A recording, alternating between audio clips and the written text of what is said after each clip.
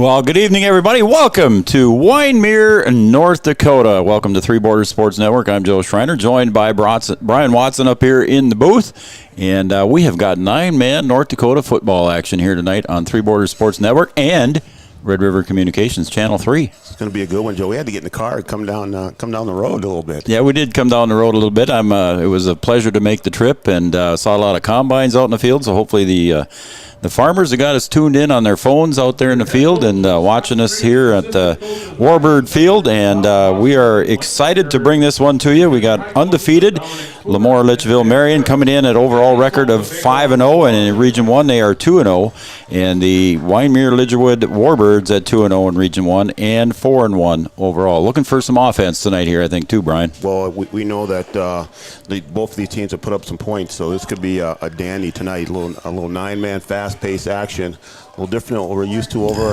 there in Wapton and Breckenridge. So I'm looking forward to it. Welcome everybody to the State Farm Insurance pregame show, sponsored by Amanda Frederick and State Farm Insurance licensures in North Dakota and Minnesota. We're going to take a break, and when we come right back, we'll have more of our pregame show coming up right now.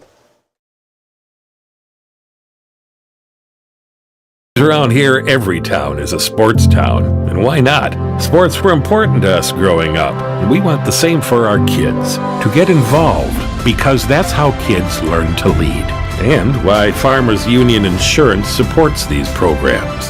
Farmers Union Insurance. They don't just protect our community, they invest in it.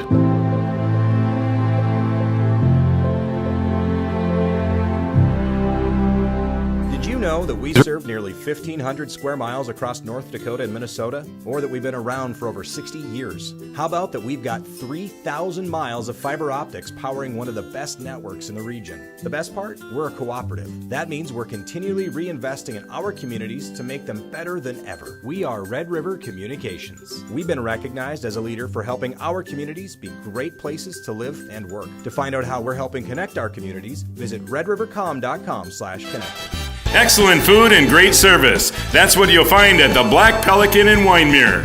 Don't miss Wing Wednesdays every Wednesday at the Black Pelican. With nearly a dozen different sauces and dry rub flavors, there's something for everyone. Ted's Homemade Pizza is another local favorite and is available 7 days a week. The Black Pelican Bar, Grill, and Catering and Kegs is your full-service caterer for groups large or small.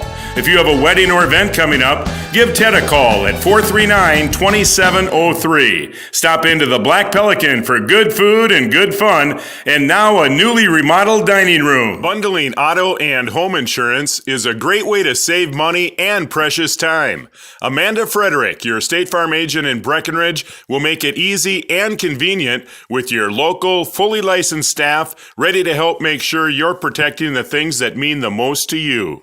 Their team is ready and knowledgeable in farm insurance, life insurance, business, home, and auto insurance. So stop by or call Amanda Frederick, your State Farm agent on Minnesota Avenue in Breckenridge, or call 643-8511. Better living begins at home, and Three Rivers Decorating in Wapton is your personal designing service.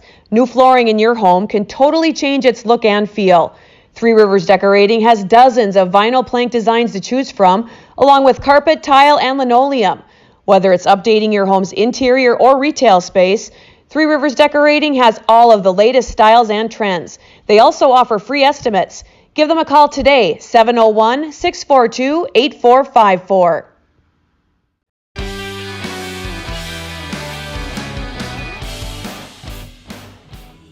All right, everybody, welcome back to Wyndmere, North Dakota, home of the Wyndmere Lidgerwood Warbirds. They're taking on the LaMoure Litchville-Marion Lobos tonight. A lot of L's there, B-Dub. I got a lot of L's. A lot of pronunciations tonight. You were taking over-under bets on how many times I'll say Huskies or Cowboys tonight, but I'll try to do my best for you, man. We'll see what happens. I'm just looking at some of the scores from the previous games here. I see a 74, a 76, another 74, a 50.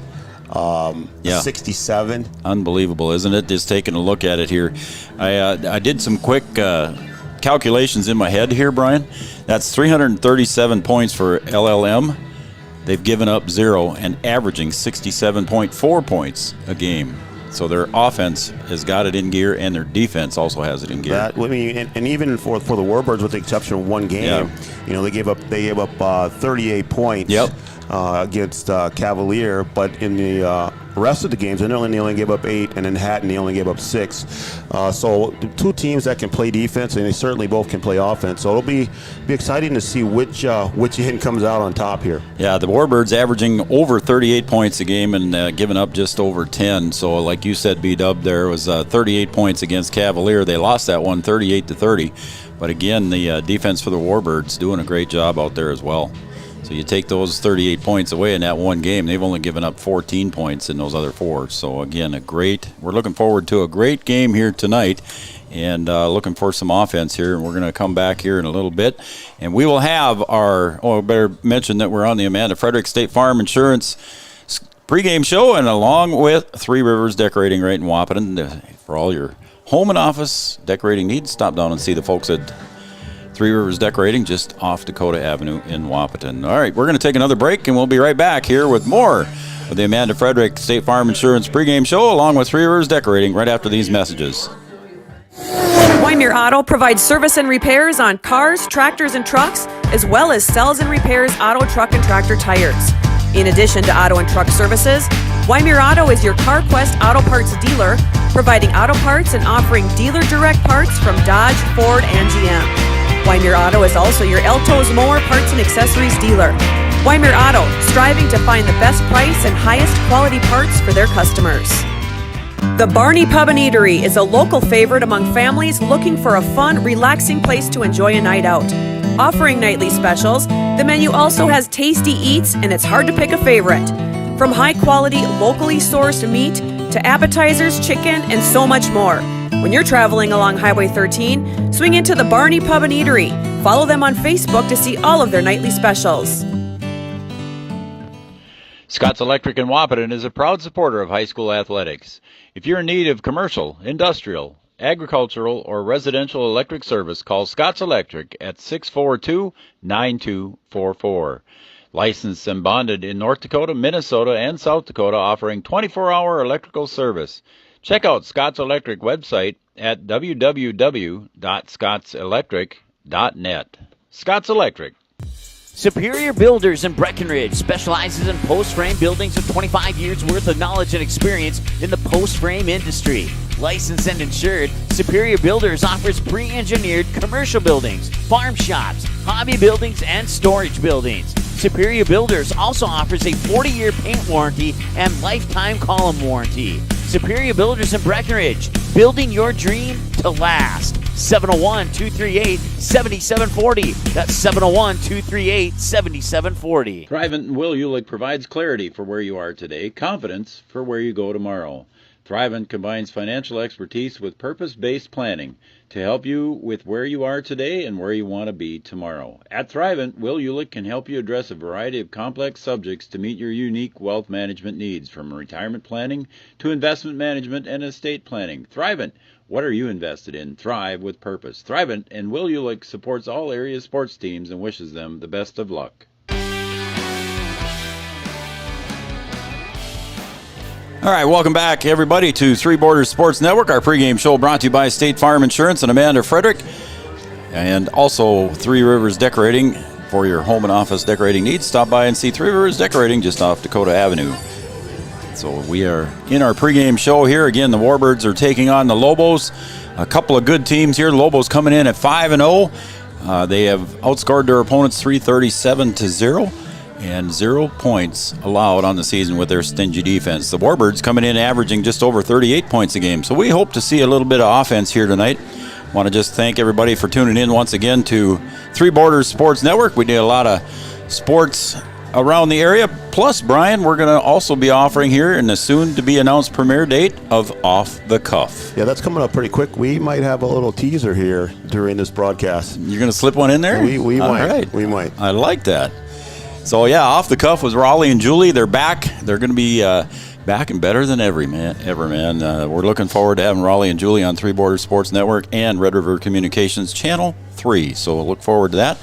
Next Tuesday night, we've got girls volleyball action. We've got the Huskies taking on the Central Knights. And then on Friday, we've got the Huskies football game, and they're taking on Fargo South. Those are and of course, our coaches show was every Wednesday night, almost every Wednesday night. And we're going to start here with the Thrivent starting lineups. Thrivent, what are you invested in? Thrive with purpose. The starting lineups for the offense. For the LaMoure Litchville-Marion Lobos, Corbin Potts gets the starts. He's going to be the quarterback. He's 6'3", 190 pounds. The tight end position, Anthony Hansen. He's a junior, 6'3", 175. One of the running backs is number 16, Brady Lintenmeyer. He's 6'1", 185, junior. Charlie Bowman is a wide receiver. He's 5'11", 150, senior. Number 22, Carter Bowman, is a sophomore at 6', 175. And Garrett Hebel is a 6', 175 running back. Also starting on the line now is going to be number 54, Brock Wendell, 5'10", junior, 195 pounds. Number 69, Wyatt Waite, 6 foot, 260 pound, junior. And number 74, Sage Gusos, he's a 5'11", 180 pound, junior. Your head coach for the Lobos is Andy Delabar, and the assistant coaches are Lucas Isaacson and Matt Hebel. Now the starting lineups for the Warbirds. Number 2 is going to be Johnny Gutzmer. He's the the running back, and also starting will be Tyler Brent. He's at the quarterback position. Sophomore, 5'9", 160 pounds. I forgot to say Johnny Gutzmer's size. He's 5'11", 160 senior. Carl Quam is going to be a one tight end receiver position. He is a junior, 6'5", 170 pounds. Jake Kuchera, he's a wide receiver, 5'9", 140 pounds. Andrew Arth is going to get the start at running back, 5'10", 180 pounds. Brian, he's averaging 123 yards per game. We're looking for a little offense out of Andrew Arth. And number 45 on the line is going to be Matthias Kackman. He's a junior, 6'2", 175. Tate Jurdy gets the start on the line, whereas number 52, 6'1", 215. And Jared Quam is a sophomore, 6', 160.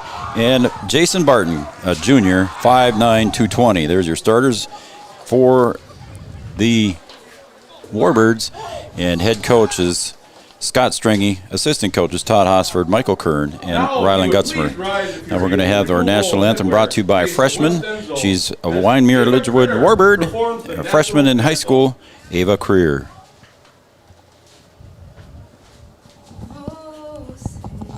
Can you see by the dawn's early light what so proudly we hailed at the twilight's last gleaming, whose broad stripes and bright stars through the perilous fight o'er the ramparts we watched were so gallantly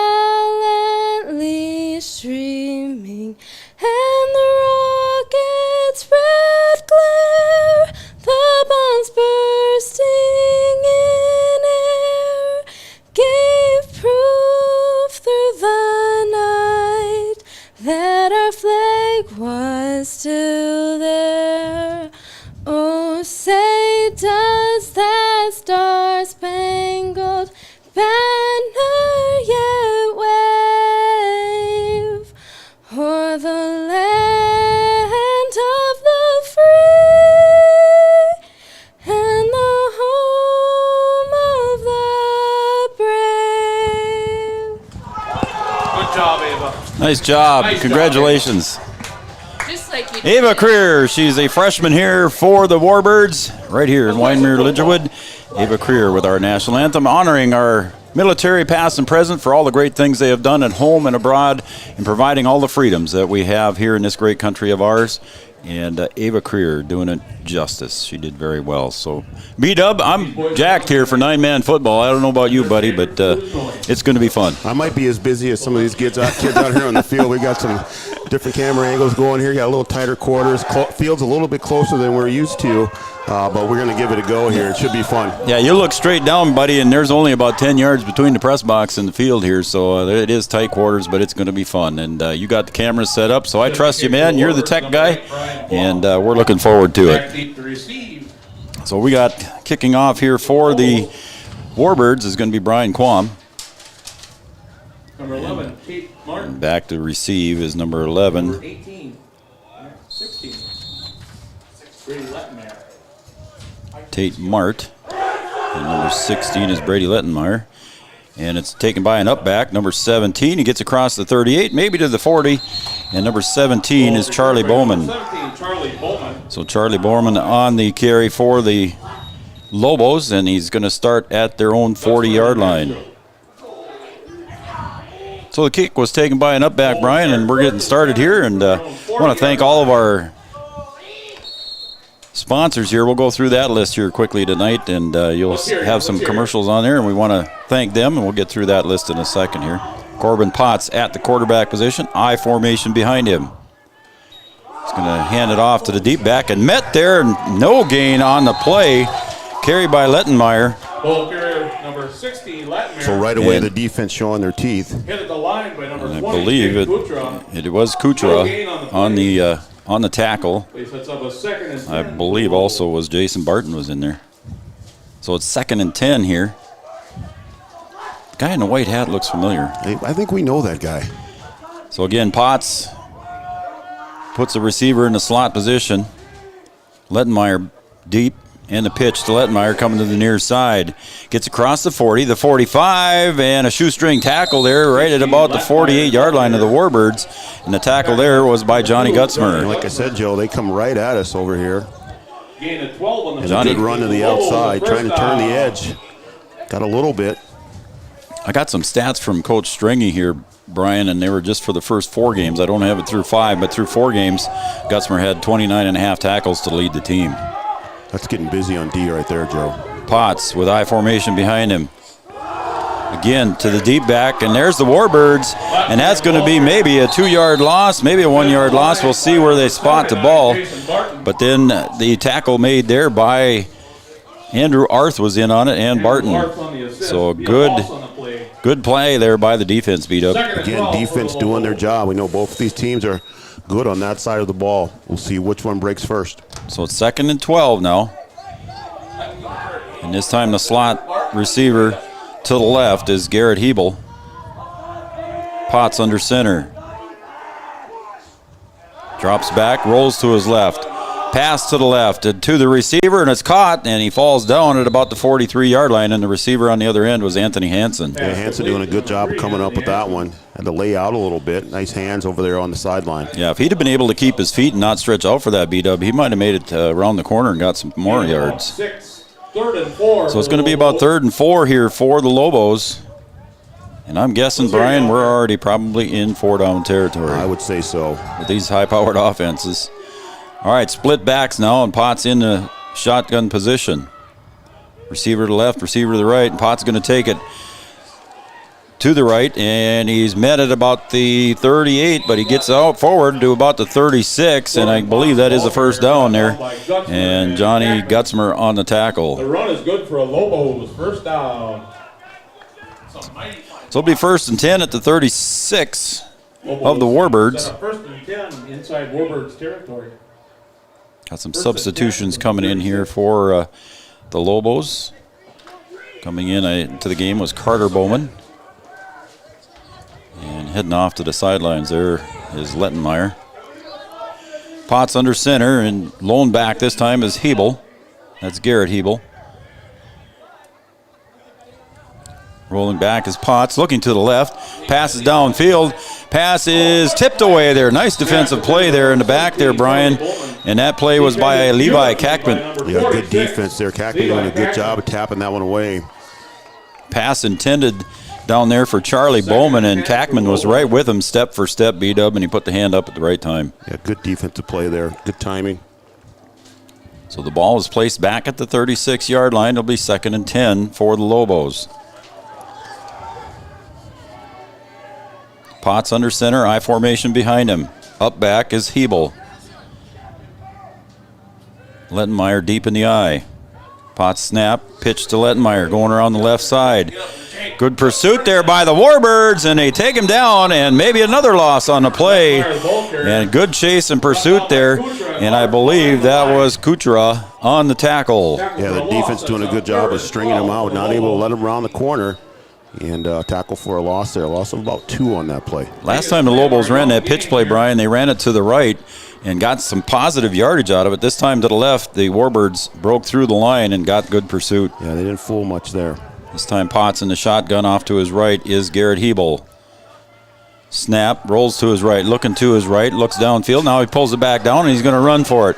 Gets around the 40 to the 30, and down in, it's going to be close inside the 30. I don't know where they're going to spot it. It might be 4th down and short. It was down beyond the line here where I couldn't see it, Brian, but I'm sure you got it on camera. Yeah, I think it's just a bit short there, Joe. Okay. Looks like they're putting the yardstick there at about 4th and 1 here. So the Lobos obviously going to go for it here. Ball at the 27-yard line.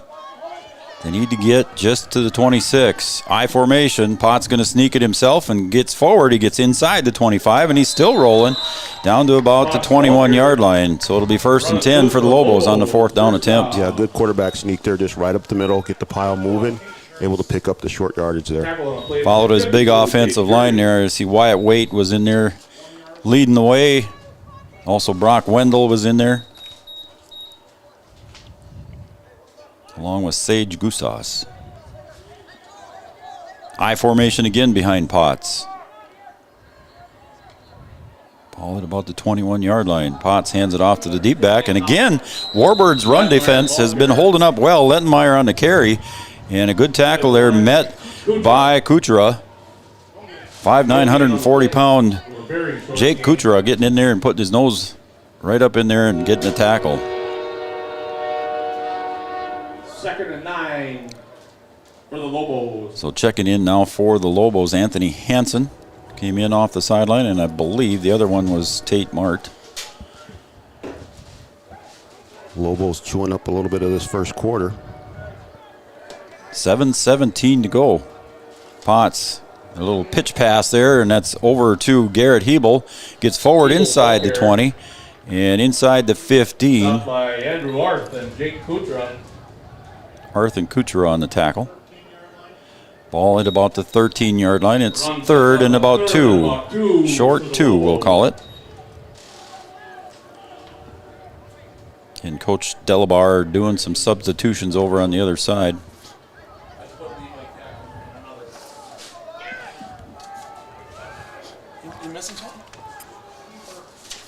I think I grabbed yours by mistake, Seth. Now remember now, we're visitors here. Yeah, I know, we're visitors. I'm sorry.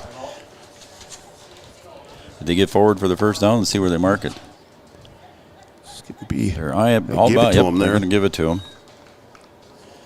I think I grabbed PA announcer Seth Springer's. I think I grabbed his chart there, so. I don't know how I got it, but I did.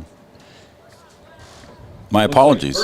He's probably got everything memorized, not like you. You got a big My apologies, cheat sheet right Seth. there. All right, now here we go. 1st and 10 for the Lobos. Ball at about the 11-yard line. Potts steps back, looks to his right. Almost taken down in the backfield. He is taken down in the backfield, and a pass down around inside the 5-yard line. Was it complete, Brian? I couldn't quite see it. Didn't see if it's complete. Pass intended for Charlie Bowman falls in. Incomplete. Incomplete. Okay. Pended down there for Charlie Bowman. So it'll be 2nd and 10 from about the 11 or 12-yard line. 10 for the Lobos. We'll call it on the 11.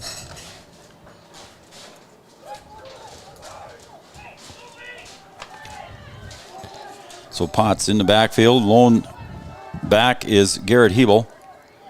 One receiver to the right, one to the left. Snap. Drops back and then floater over the middle and intended, and now they're going to throw the flag, a late flag coming in, intended for Anthony Hansen heading for the end zone, kind of on a little short post pattern, but they're going to say there was probably pass interference on that one. Yeah, it looked like somebody missed their route there, or he was just held and he wasn't able to get there.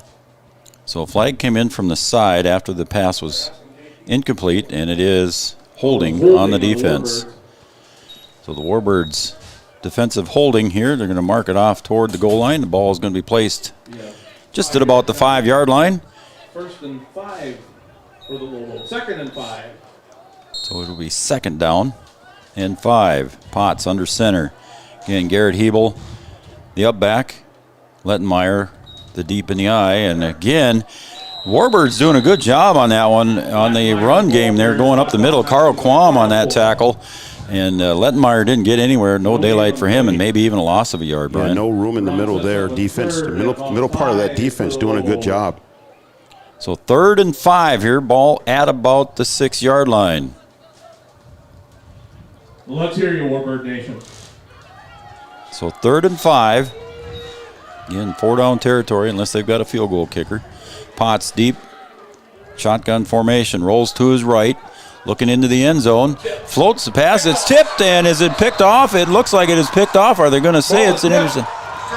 Interception. Ball was intercepted down on around the 5-yard line, so a turnover, a big turnover by the Lobos. It was tipped at the line of scrimmage. I couldn't see who it was that tipped it. Did you guys see who tipped it? He thinks it was Matthias Kackman that tipped that one, Brian. Who came up with the interception? Kackman back there doing a good job. He tipped one earlier and able to come up with the interception there. So the Warbirds get the turnover deep at their own 7 or 8 yard line. And it's 1st and 10 for the Warbirds. Back deep is Tyler Brandt, the sophomore. Handoff goes up the middle. And no gain on the play there. In on the tackle by Wyatt Waite. And it was Arth on the carry. Maybe a gain of 2 or 3. It's going to be 2nd and 8, we'll call it.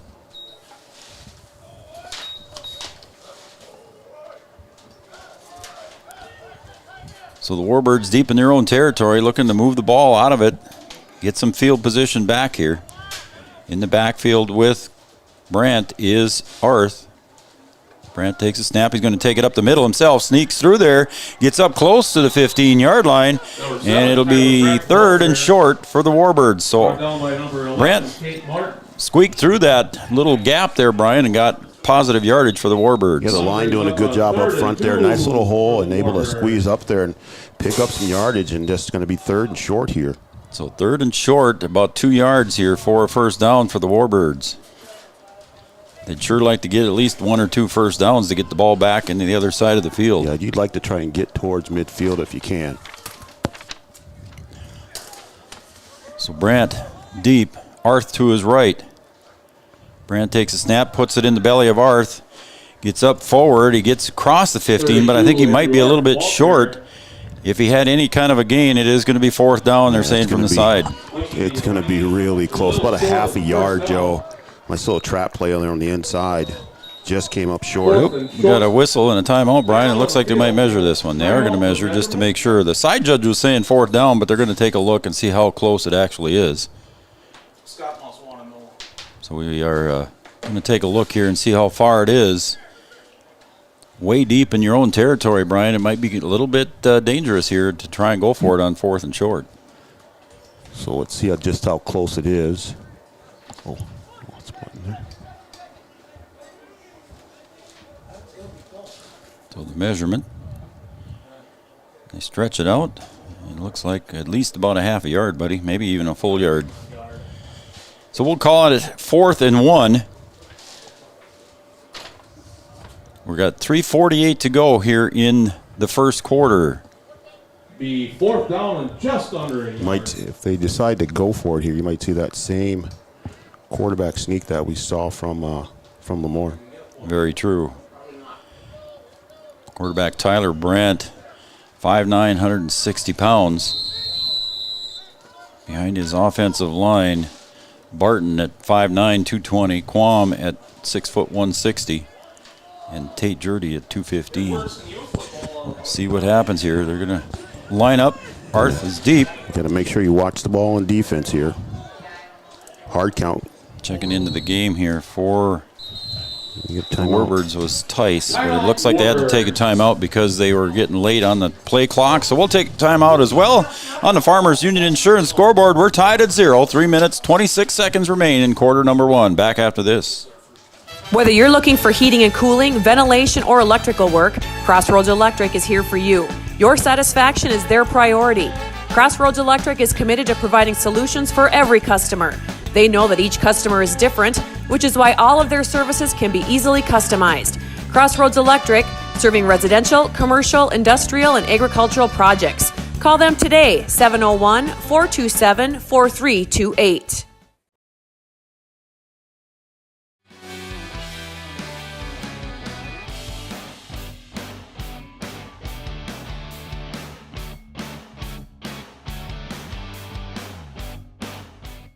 All right, welcome back to Wyndmere, North Dakota. 9-man football, and we're ready to go here in the 4th and short. Carry forward, and that's going to be close, and that might not make it there. And pushing back, and he breaks loose on that. They did not whistle it dead, and breaking out of that and heading down toward the goal line is Arth, and this could be an 88-yard touchdown run. They did not whistle it dead. Wow. We're going to call that one an 88-yard touchdown run. At the 3:07 mark, we got a flag. Got a flag down on the field. Oh, yeah, right at the middle here, right at the 50-yard line. My goodness. I have a feeling they thought it was going to be a dead ball, whistled dead, and then all of a sudden, oh, and it's against the defense. We got a sideline warning. It is a touchdown. For a Warbirds touchdown. So Coach Delabar in talking to the side judge about calling that one dead and whistled down, but forward progress was not stopped, and he whistled and turned around and went the other way for the touchdown. Yeah, the pile never stopped moving, Joe. You know, they went forward, then they kind of went back a little bit. And he came scooting out of there. He just came out of there. Yep. So at the 3:07 mark, Warbirds strike first. Brandt, Arth to his left. Now we got a whistle. Movement, I think. That flag from the side. We got illegal procedure on the offense, so they'll mark it back 5 yards.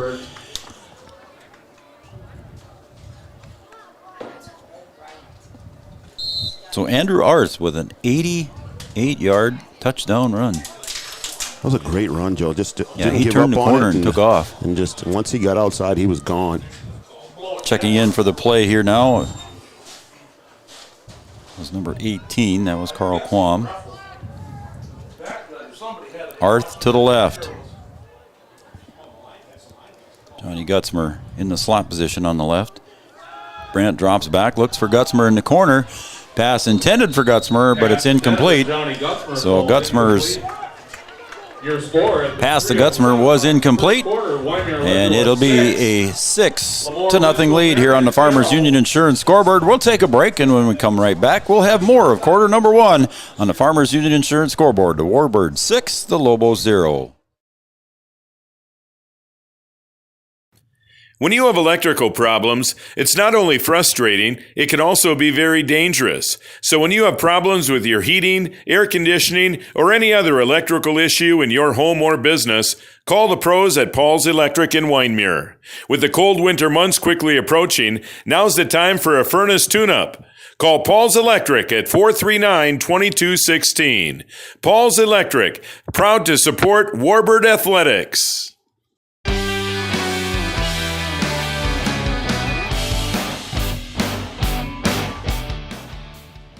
All right, talking up here in the press box, Brian, and they said it was a design play to make it look like that. So guys said that that's kind of a design play that the Warbirds used, and it fooled the defense. Well, it was very well executed. Very well executed, yes, it was.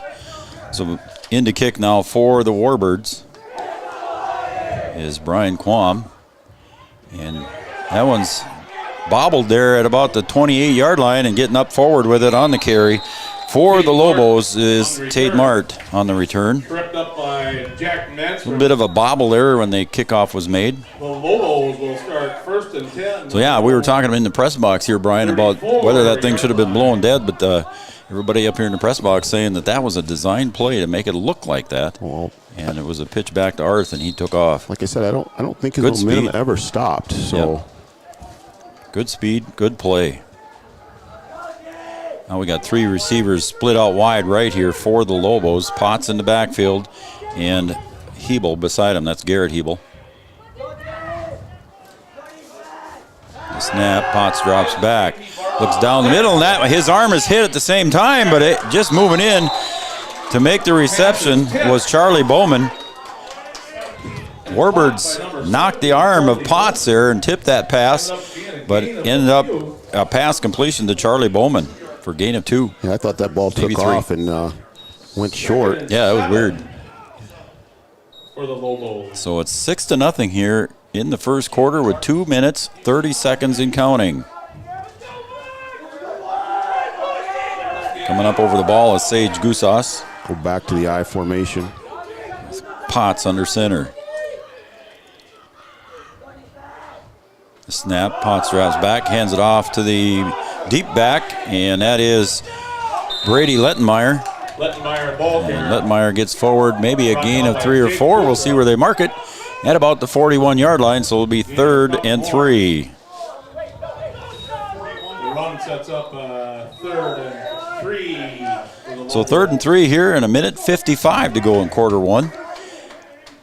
Folks, if you want to send me a text, if you're watching in LaMoure, Litchville, or Marion, Wyndmere, Lidgerwood, or wherever you're living, I'll give you my text number here. You guys can shoot me a text, let me know where you're at, who you're cheering for, and who you are. I'll give you a shout out here in a little bit. Potts drops back, and the pitch goes out to Lettenmeyer. Lettenmeyer around the left end, and he gets around close to the first down stick, and I believe they'll mark it as a first down. And they are going to mark it at about the 46-yard line, so it's 1st and 10 for the Lobos. Yeah, Lobos using all the field there, able to get all the way to the outside and pick up that first down. Yeah, Lettenmeyer ran about 40 yards to get about 6. So it's 1st and 10 here on the 46-yard line of the Lobos, and we're down to less than a minute and a half in quarter number 1. Potts under center, I formation again. Shifting the defensive line for the Warbirds. Potts drops straight back on 3 steps and gets hit, but then again throws it down. Deep pass intended down there, and a nice breakup intended for Charlie Bowman. A nice breakup back there by Levi Kackman.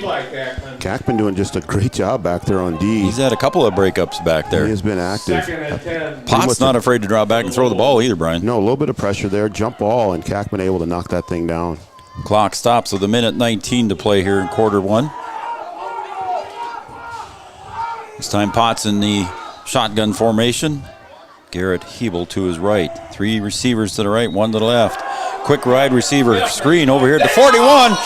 And Kackman hits him first. And on the tackle came in was Kuchura. And it's a loss on the play for the Warbirds. And it takes it back to the Lobos' 42-yard line. Nice play there by Kackman again, and then Kuchera finishes them off. Yeah, the Warbirds did a good job smelling that one out. Didn't fool anybody. Kackman making a good tackle, showing he can play pass defense and come up and make the tackle. You need to be able to do that as a D-back, Joe, and he's doing a good job tonight so far. So it's 3rd and about 14 here for the Lobos. Potts in the shotgun formation. 3 receivers to the right. And a pass to the left, and it's a pass intended right over the top of Gutzmer, and it's a caught by Colton Ness. And it's a first down, a nice pass, nice touch pass there, Brian, by Potts. Yeah, nice throw, nice catch, nice route. And the Lobos pick up the first down. You don't score 70 points in a game without being good on offense, Joe, and they execute well there. And that ball was just over the head of Kuchura. But it's 1st and 10 for the Lobos here at the Warbird 40. Turns around, hands it back to Lettenmeyer. Comes around the right side, 35, down to the 30, inside the 30. And they'll probably mark it at about the 29, and that'll be the last play of the first half here as we have clock stoppage for the first down, but we'll get that going, and this will be with 7 seconds remaining. Pretty sure this will be the final play of the quarter. It is. Wind the clock there. So there's the Farmers Union Insurance from Wyndmere. Scoreboard at the end of quarter number 1, the Warbirds with a 6-0 lead, and they lead the Lobos 6-0 right here on Three Borders Sports Network. We'll be right back after these messages.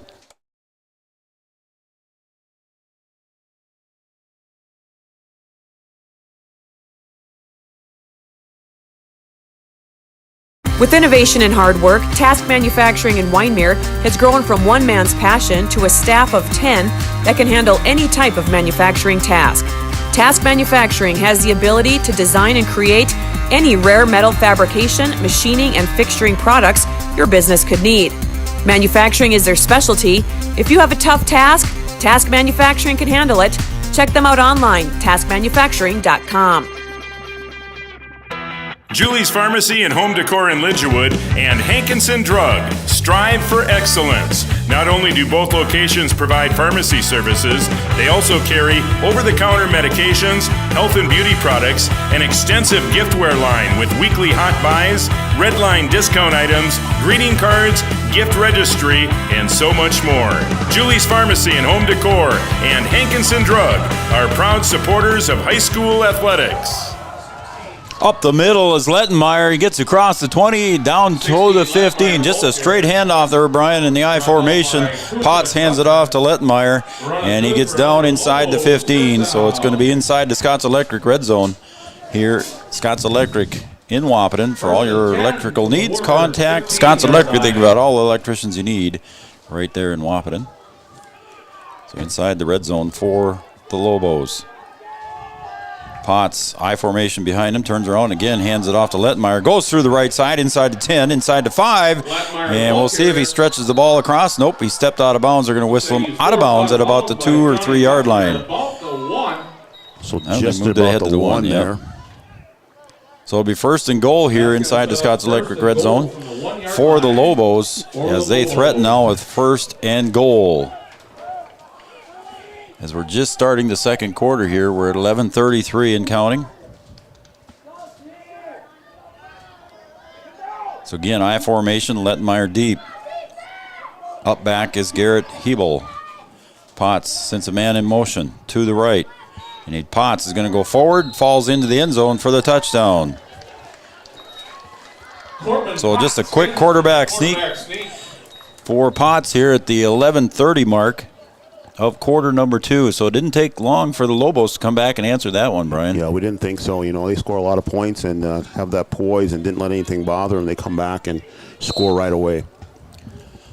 So the Lobos here now going to do the extra point attempt here. Looks like they're going to go for 2. As Potts comes back with the play. Again, the same backfield here. Potts is going to go under center. Hebel and Litchville-Marion deep. One wide receiver to the right, one to the left. And a little pass to the other side, to the near side, and it's incomplete.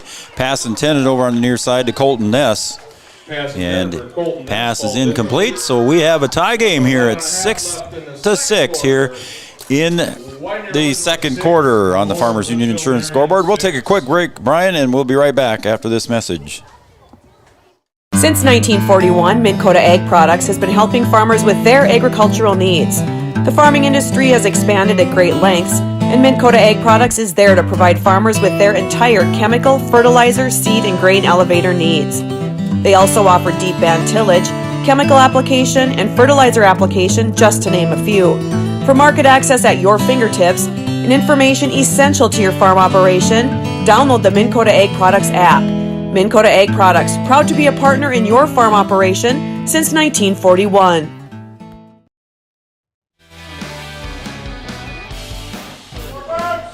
Welcome back to Warbird football here. They're taking on the Lobos tonight, Brian, and we got a tie game here as we start early in the second quarter here. Good football game here. An 88-yard touchdown run by Arth and a 1 yard. On a fourth and short. And a fourth and short, deep in their own territory. Yeah. For the Warbirds, number 20, Jake Kutra. I want to thank all the sponsors here. Again, get your paper and pen ready. I'll give you a number. You can shoot me a text if you'd like. I'll get that here after the kickoff. Lining up for the kickoff for the Lobos is Anthony Hansen. Kicks it deep. Dropping back a couple steps for the Warbirds is Kuchera. Coming up across the third, not quite to the 30, and tackled there, and a nice tackle by Ness.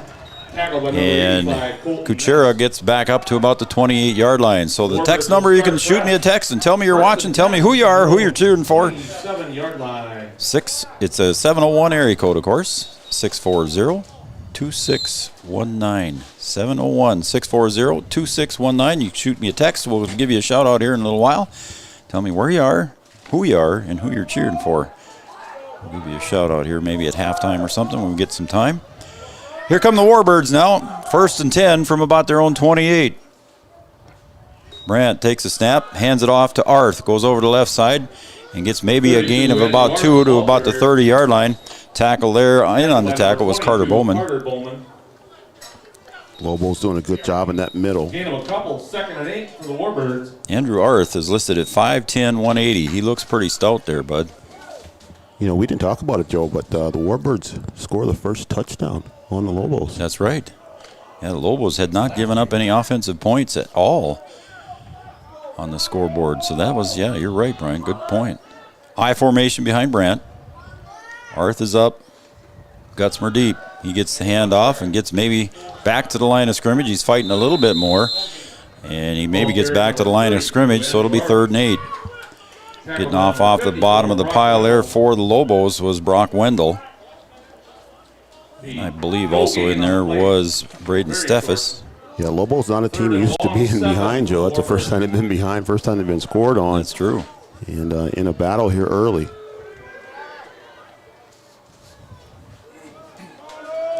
So Brandt comes up here now under center. Deep back is Arth. Goes in motion to the left. And a wide receiver screen to this side and a double pass, and it's down and incomplete. Down inside. Nope, not quite to the 50-yard line. And a double pass there. It was a lateral pass back to Gutzmer, and he passed it down a little bit deeper to Kuchera for the completion, and they move it up and get the first down, Brian. A little trickery there, Joe. I like it. A little screen pass and then throw it down. A little trickeration. A little chicanery. I love it. Chicanery. There you go. All right, high formation behind Brandt. Wide receiver to the near side. Here is Kuchera. Brandt snaps, and it's handed off to the up back, and that is Arth, and that's maybe no gain. Andrew Arth, the ball carrier. Yeah, not much room there. Just it's like Garrett Hebel on the tackle. Clogging it up there. Also Steffes. So it'll be 2nd and just inside the 10-yard mark, so we'll call it 2nd and a long 9. 2nd and a long. 9:22 to go in quarter number 2. Good football game here, Brian, so far. Well, we knew it would be. We sure did. Certainly starting out to be what we expected. All right. Kuchera and Gutzmer split out to the right. Fake handoff. And now he's going to take off and run inside the 50. Brandt gets inside the 45, close to the 42. We'll see if it's close enough for a first down. We'll see where they mark it. Looks like it might be a little short, Brian. A good decision there. Nothing open downfield and able to scramble and get close to the first down mark. They're going to be a couple of yards short here. So it'll be short by about we're going to say a 1 yard. So 3rd and 1 here for the Warbirds. Again, the Warbirds offensively moving the ball here. Good job by the Warbirds. Yeah, moving the ball, eating up the clock. Sophomore Brandt making a nice decision there. Well, you'll play a close game here. Arth to his left. Steps back 3 steps. Now looks to the right again. Pressure pushes him out of the pocket. Gets up near the 40. Horse collar tackle behind, and I don't think they threw the flag. No flag there. That looked pretty close to being a horse collar. It sure did. It was right in front of us here. I'm sure you had it on the camera there too, but they did not call it, so it's first down for the Warbirds. I think the guys here up in the press box also saw it too as well. They let them play on. So it's 1st and 10 now from the Lobos 39-yard line. Wyatt Waite on the defensive line along with Brock Wendell. Also on the outside defensive end is Litchville-Marion. Brandt gets the snap, drops back, looks to the left, now to the right, throws it downfield, intended for Kuchera. He might be out of bounds. And he was out of bounds. He caught the ball, but it was out of bounds. So a good pass there by Brandt. Kuchera getting up there and making the catch, but just landed down out of bounds. Yeah, just almost out of our camera angle there, Joe, but right on the sideline. And just out of bounds. So now it'll be 2nd and 10. Again, ball just inside the 40-yard line. 39 of the Lobos. 7:49 to go here. The clock is stopped for the out-of-bounds play.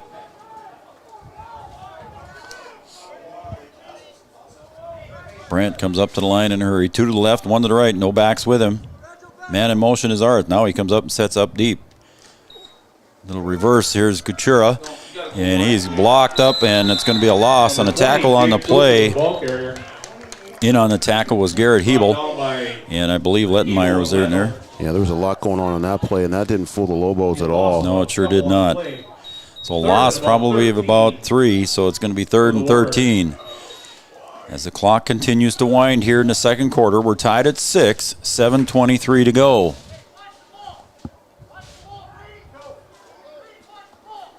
Offensive line, Jared Quam, Jason Barton, and I see Tate Jurdy as well. Those guys don't get enough mentions, Brian. Yeah, those big guys do a lot of work up there. Brandt's got a scramble, and he does get the pass off, but it's going to be picked off at about the 30-yard line, and a tackle there almost had a fumble on the play, but it bounced right up into the arms of Ness. And Brandt made a decision there, maybe should have hung on to the ball a little bit longer there and made the run, or not made the decision at all. That's one you probably should have hung on to. You get down there, you're in good position in a tie ball game. The ball is just so important, and sometimes you just have to know when to take a sack. So at the 6:55 mark here of quarter number 2, a turnover here by the Warbirds. 7:01, 640-2619. 7:01, 640-2619. I formation, Littenmeyer deep. Potts drops back. Looks down the left side, pass intended down on the left side, and it's caught down here by Charlie Bowman inside the 20, gets down to the 15, maybe to the 14, and he's pushed out of bounds here on the tackle by Levi Kackman. Yeah, good pitch and catch there. Nice route. Pass is good for Lobos, first down. So good pass reception there from Potts to Ness. And we're tied at 6, 6:40 to go and counting. Now the clock started again. Potts with I formation, Littenmeyer behind him. Ball at about the 14-yard line. Hands it off to Littenmeyer, goes off the left side. Gets about 5 or 6 yards, and he's tackled there by Arth, was in on the tackle, and I believe also getting up from the tackle is Carl Quam. Couldn't tell if it was 18, but it was 18 Carl Quam. He's hurting a little bit there. Big Carl Quam at 6'5", 170 pounds. So it is now 2nd and about 4. Ball on about the 9-yard line, so they need to get just inside the 5-yard line for a first down.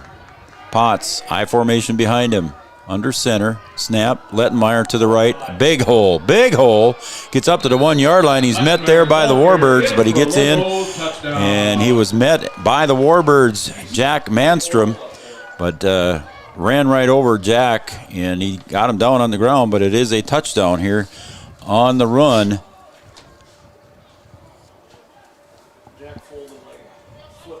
So, touchdown here for the Lobos at the 5:43 mark of the second quarter. And the Lobos look like they're going to go for 2.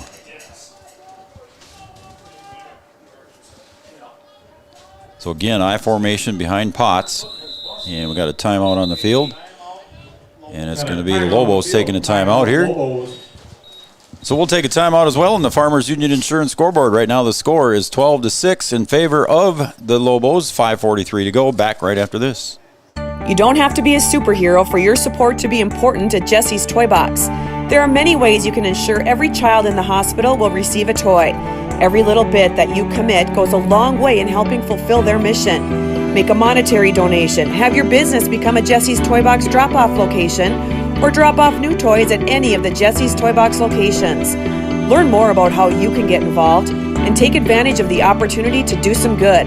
Jesse's Toy Box, ensuring every child in the hospital receives a toy.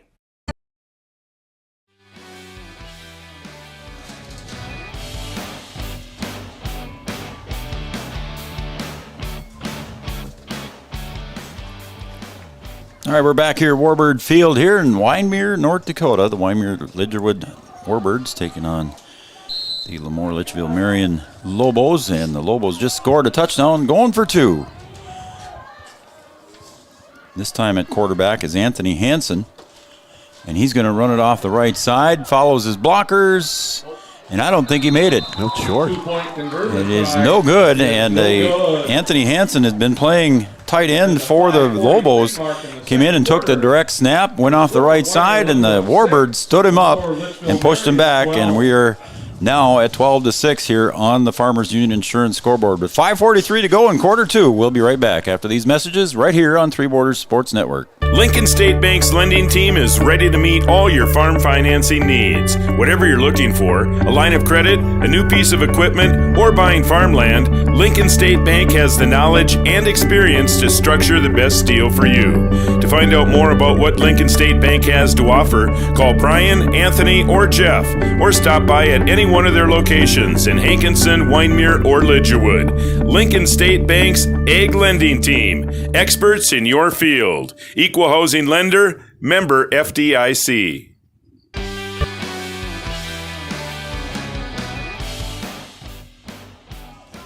Twelve to 6. We got a good one going, Brian. We knew it would be, and we want to thank all the sponsors that came on board here. We got Barney Pub and Eatery, the Black Pelican.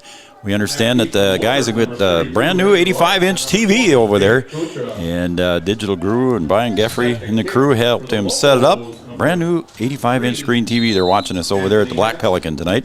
Wyndmere Auto, Julie's Pharmacy, Task Manufacturing, Lincoln State Bank, Minnesota Ag, Jesse's Toy Box, Paul's Electric, S&B Custom Homes, and Crossroads Electric. Thank you all for making this possible. The kick goes deep, and picking up the ball here in the backfield is Kuchera. Gets up to about the 35, and he's tackled there. Maybe he gets to the 36. It'll be 1st and 10 for the Warbirds. Out to about the 36-yard line.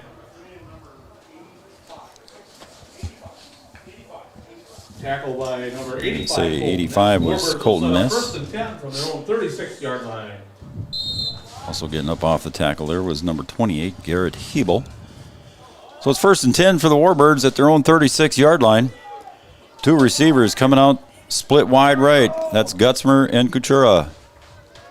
Brandt takes a snap, puts it in the belly of Arth, and he pulls it back out. Goes around the left side, maybe gets forward, tackles hard over on the other side, and maybe gets a gain of 1 back to the line of scrimmage at the worst, and that's where they're going to mark it. So no gain on the play, and the tackle was 33, Braden Steffes. They're saying that Steffes was in on the tackle.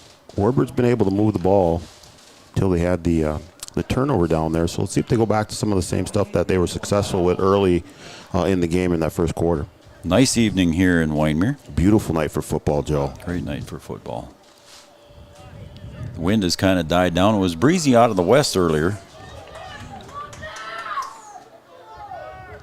Wind seems to have died down. Brandt standing at his own 31. Low snap. He's got to pick it up. Now he comes to the right, rolls to his right. Pass intended over onto the near side. Caught right down in front of us, and it is a completion at about the 44-yard line to Gutzmer. And that was kind of a busted play there by Brandt. Did well, the young sophomore. Pick it up and get it over to Gutzmer here on the sideline, Brian. Yeah, did everything he could just to hang on to that ball. Typically, that you'll see the quarterback take off there, but he stayed with the play and able to make a good pass there just underneath us. Kind of a cool view from up here right down below us here. Looking down under the window, it was right down below us. So Kuchera wide to the left. Gutzmer to the right. He's in motion now to the left side. Brandt takes a snap. Arth rolls for the screen pass. Not there. Brandt pulls it back down. Now he looks.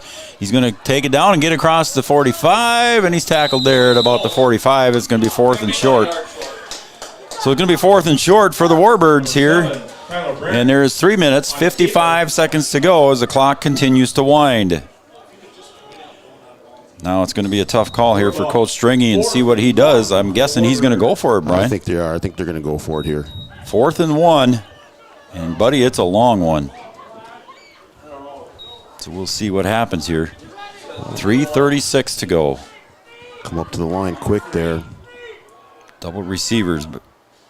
into Arth's belly. He's going to come around the near side. First down, gets to the 50-yard line, and he's pushed out of bounds down here by Tate Mart. But Arth on the carry. First down for the Warbirds. Yeah, nice play there, a little end around, and a lot of daylight there on the end there, and he's able to get far enough around the corner there to pick up the first down. Nice little handoff there to Arth as he come flying around that side and got around the corner in a hurry for the first down. 3:25. Clock is stopped as he went out of bounds. Brandt all alone in the backfield. Two receivers to the right. Here comes Arth again. Same play. Nope. And this time Brandt pulls it out of the belly. Brandt around the 35 around the 40. Gets close to the 35, and it's going to be another first down for the Warbirds. Brandt, same exact play, Brian. Brandt pulled it out of Arth's belly and just took it up the middle himself. Yeah, he took option number 2 there. Kept it himself and able to go right up the middle and pick up the first down. Warbirds doing more of the same, like I said, that they did in the first quarter. Able to move the ball. Just got to hang on to it. Turnovers will kill you, so if they can hang on to the ball, I think you're looking at an offense that can really do something against this kind of defense. game, B-Dub, you don't want to turn the ball over. That is for sure. Again, same formation. Arth split to the left. Kuchera and Gutzmer to the right. Here comes Arth again, and this time they give it to him. So same play, but they hand it off to Arth this time. He gets up to about the 32-yard line, and a nice gain again on the same similar play, Brian. Yeah, they've got a couple options out of that, Joe, and you just got to take them. And if it's working, you keep going back to it. So it is 2nd and 5. So they get more positive yards there. Arth turns that corner in a hurry. He's got the wheels to do it. Here we come with the same formation. We'll see what Coach Stringy does out of this. Brandt gets Arth in motion. Snap this time again. And that time Brandt was tackled maybe for a loss. And that tackle there, I believe, was Garrett Hebel. Yeah, that time they don't put it in the belly. They don't do any fake there. No play action, no RPO. Just kind of a design draw play. And not much there. So as we approach 2 minutes to go here in quarter number 2, Warbirds would sure like to put it in the end zone here on 3rd and 5. So we'll see if Coach Stringy's going to design something different this time. Split to the right, split to the left. Arth in the backfield alongside Brandt. Brandt drops back, looks to his left, passes to his left just behind the receiver. And the receiver on the other side was wide open, Johnny Gutzmer, and Brandt just threw it behind him a couple steps. That could have been an easy first down for the Warbirds on that one. Brandt running for his life a little bit there, too. I don't know if his arm got hit. It looked like he just didn't get anything on it. Could have been. 1:35 to go here. And I believe both teams with 2 timeouts apiece left. Yes. Clock is stopped on the incomplete pass. Brandt in the backfield. Arth beside him to his left. 2 receivers on each side. Screen over to the near side. And that is caught on the near side, and it's taken away. Taken away. That ball was Tate Mart, and he's up across the 50. And there's a tackle down on the near side here, and that tackle was made by Jurdy. The pass was complete over on the sideline, Brian, to Matthias Hackman. And I couldn't quite see it through the corner here, but it was taken away there by Tate Mart. They just manhandled him over there. A good reception and then trying to get some extra yards there and just took it away from him. Yeah, I think he was in first down territory, too, for the Warbirds. So a tough turnover, second turnover here for the Warbirds. So Potts takes the snap, looks to his right. He's going to get forced out of pocket, ball on the field, and it's free, and we're a scramble for the ball, but I believe covering that one up for the Lobos is Goosauce. Had a chance to get one back there. That ball's on the ground.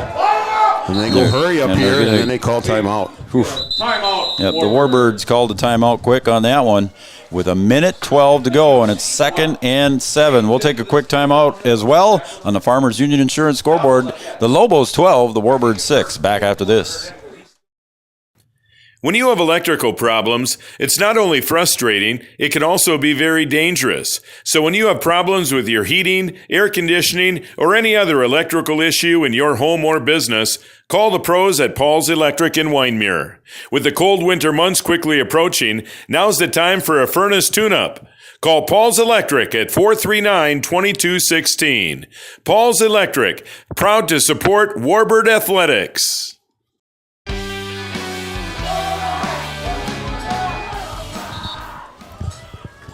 All right, it's getting intense here as we get close to the end of the second quarter. 1:12 on the board in the second quarter. The turnover on the other end by the Warbirds in Lobo territory, and here come the Lobos.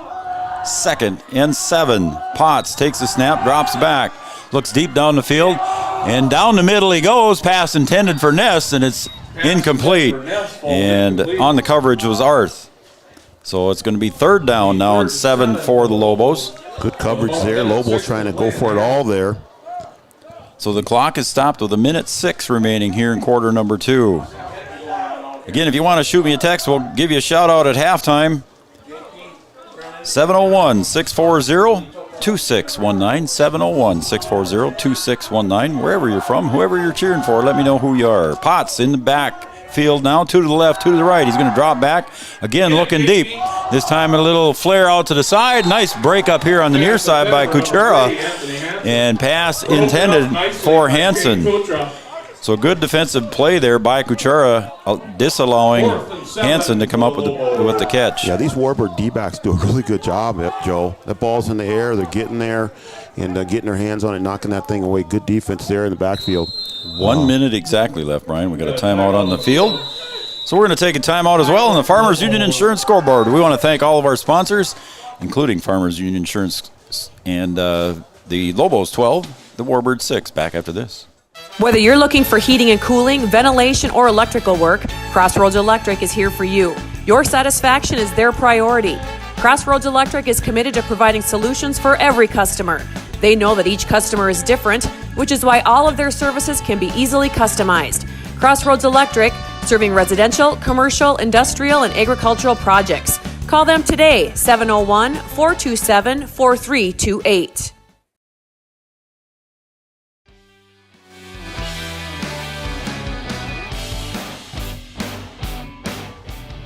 Nine-man football here in Wyndmere, North Dakota. The Wyndmere Lidgerwood Warbirds taking on the LaMoure Litchville-Marion Lobos. It's 4th and 7 here. Ball on the Warbirds' 41-yard line. Brian, 1 minute exactly to go in quarter number 2. We'll see if the Lobos can make something out of this drive. Warbirds doing just a good job on defense here, trying to keep them out of the end zone for a 3rd time here. So Potts in the backfield, takes the snap, drops back on 4th down, goes deep. Pass along the sideline, pass intended, and it's incomplete, intended for Ness.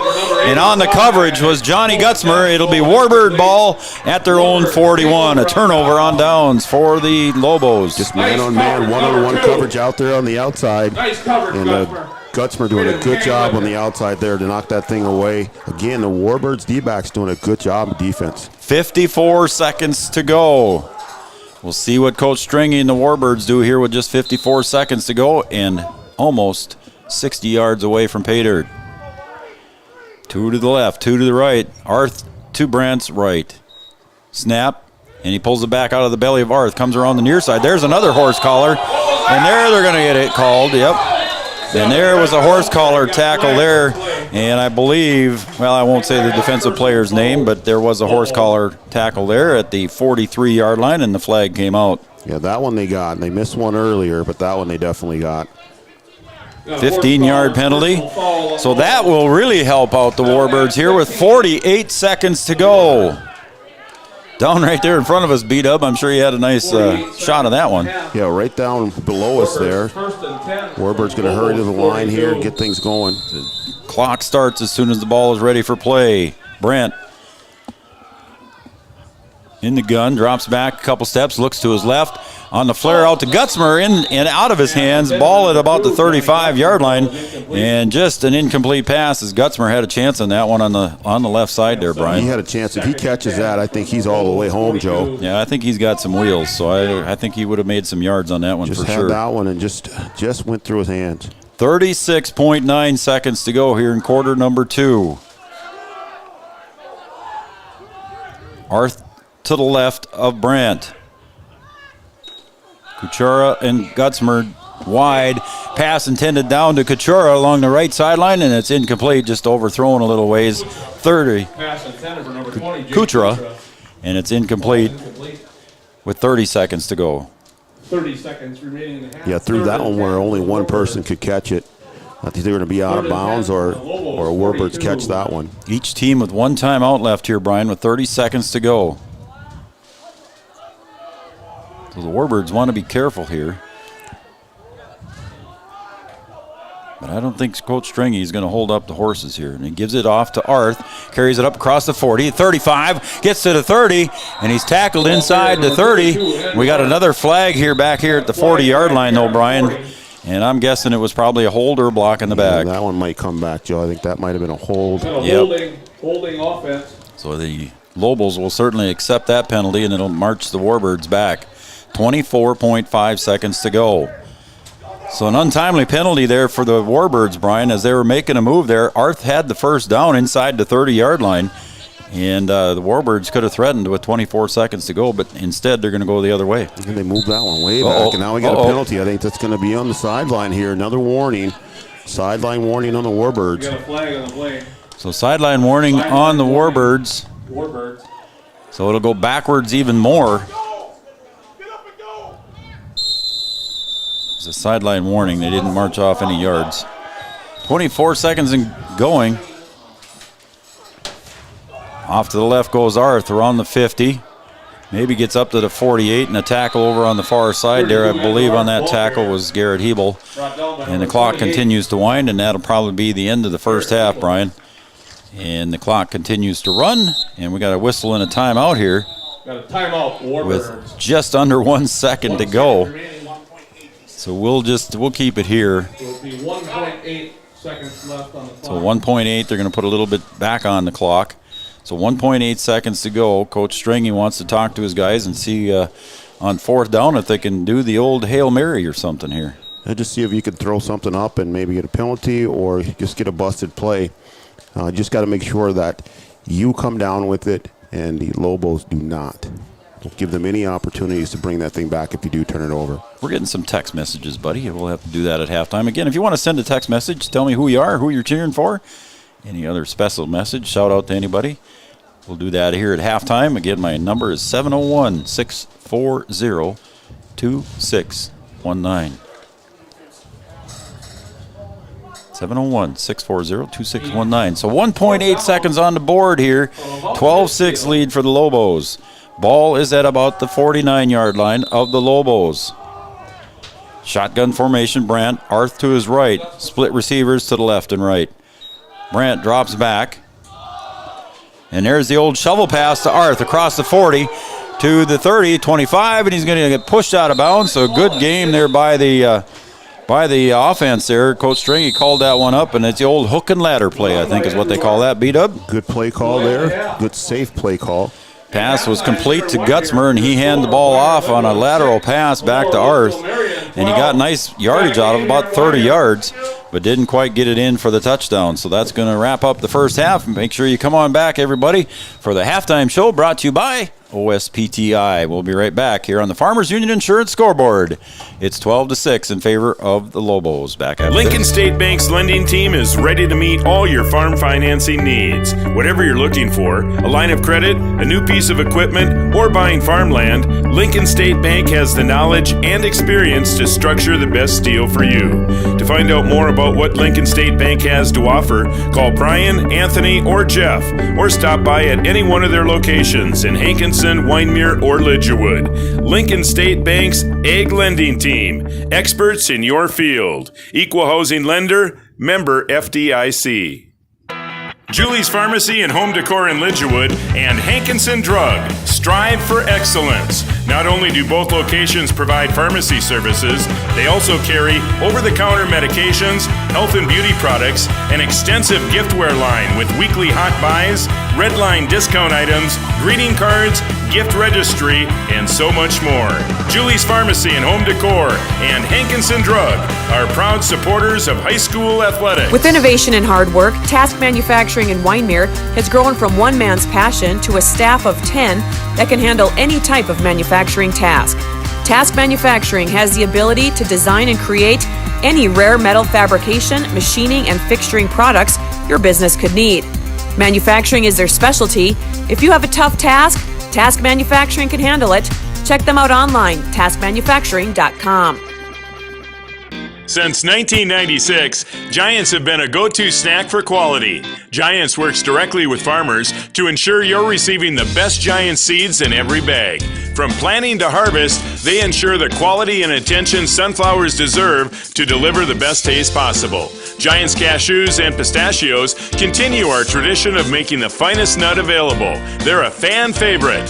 Whether you're in the mood for dill pickle, sour cream and onion, or bacon ranch, we have the flavors to satisfy your cravings. Giant Snacks, where quality still matters. That's the Giants difference. OSPTI has been the therapy clinic of choice for over 15 years here in the southern Red River Valley. At OSPTI, they strive to have the most up-to-date treatment options available with their hands-on method to decrease your symptoms and ensure quality care.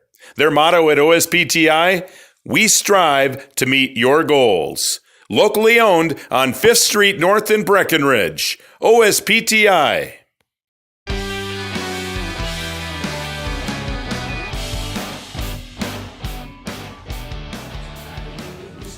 Well, speaking of OSPTI, welcome back to the OSPTI Halftime Show. OSPTI, for all your sports-related injuries, contact the professionals at OSPTI.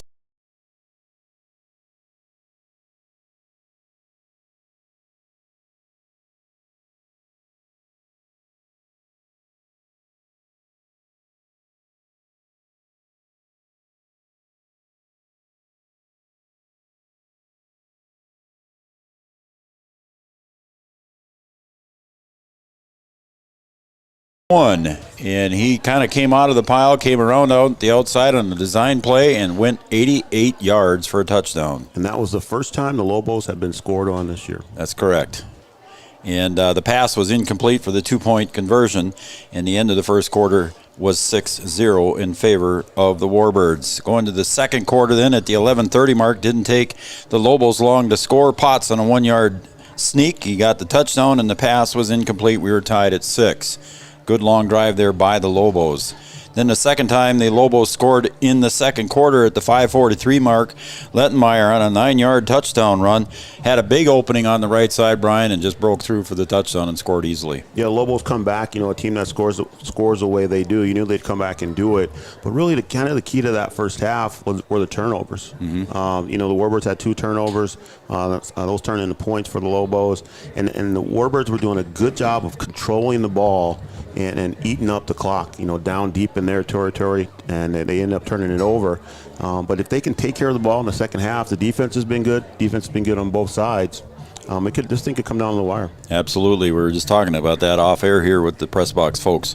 And then the run failed on the attempted 2-point conversion, and it ended up 12-6, and that's our halftime score here on the Farmers Union Insurance scoreboard. We're going to be coming back here with our OSPTI halftime show. We'll give you your shout-outs coming up next. Again, my cell number is 701-640-2619. If you want to get your name on the air, give me a text, and I'll give it to you here coming up after these messages right here on the OSPTI halftime show. Back after this. You don't have to be a superhero for your support to be important at Jesse's Toy Box. There are many ways you can ensure every child in the hospital will receive a toy. Every little bit that you commit goes a long way in helping fulfill their mission. Make a monetary donation, have your business become a Jesse's Toy Box drop-off location, or drop off new toys at any of the Jesse's Toy Box locations. Learn more about how you can get involved and take advantage of the opportunity to do some good. Jesse's Toy Box, ensuring every child in the hospital receives a toy. When you have electrical problems, it's not only frustrating, it can also be very dangerous. So when you have problems with your heating, air conditioning, or any other electrical issue in your home or business, call the pros at Paul's Electric in Wyndmere. With the cold winter months quickly approaching, now's the time for a furnace tune-up. Call Paul's Electric at 439-2216. Paul's Electric, proud to support Warbird Athletics. Looking for reliable professionals to handle your building construction needs?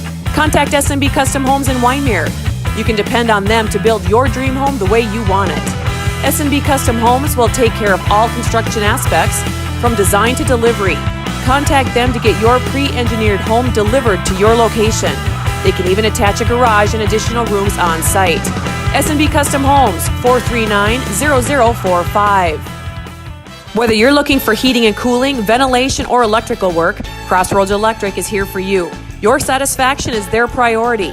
Crossroads Electric is committed to providing solutions for every customer. They know that each customer is different, which is why all of their services can be easily customized. Crossroads Electric, serving residential, commercial, industrial, and agricultural projects. Call them today, 701-427-4328.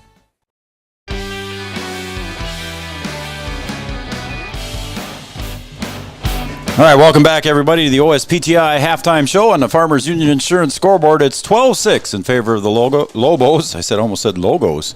Logos. We were talking about commercials here at the halftime break, and want to thank everybody for tuning in and watching Three Borders Sports Network and Red River Communications Channel 3 right here in Wyndmere, North Dakota. Access Channel 3. We got a lot of people out there watching on the big screen, so we're happy to bring this broadcast to you right here from Wyndmere. The Black Pelican is one of those guys. They've got that brand new 85-inch TV there, helped set up by Digital Guru, and they're watching us on the big screen over at the Black Pelican. We might have to stop there on the way back and take a look at that setup. I would be okay with that, Joe. I need a meal. I'm hungry. You usually are. Neither one of us eat before we do a game.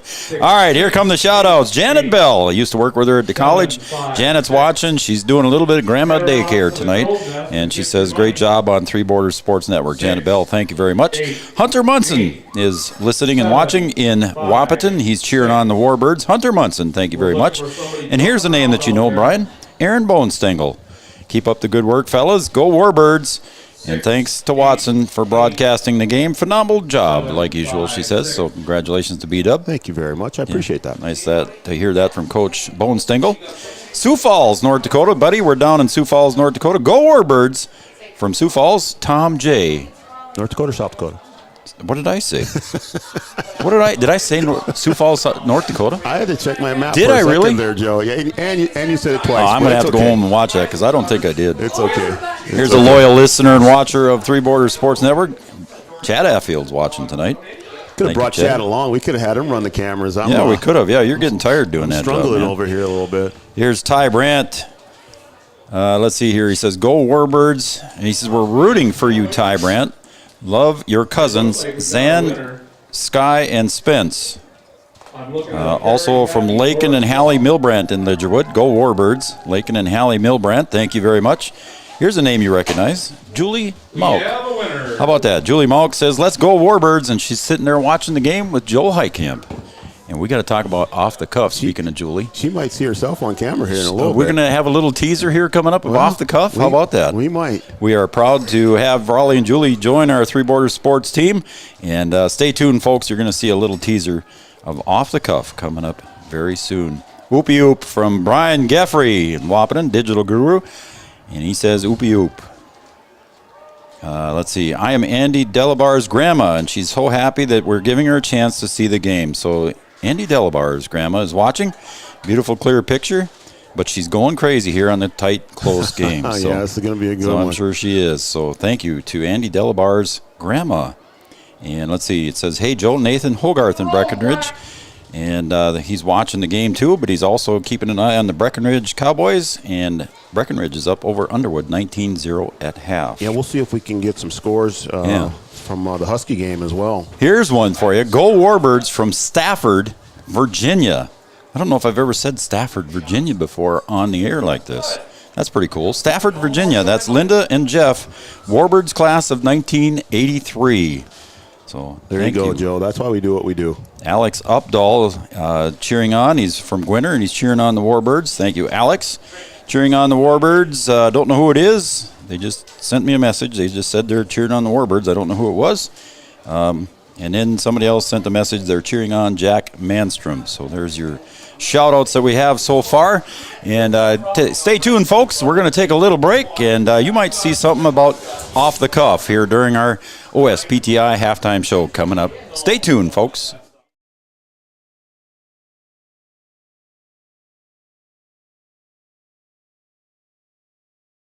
With innovation and hard work, Task Manufacturing in Wyndmere has grown from one man's passion to a staff of 10 that can handle any type of manufacturing task.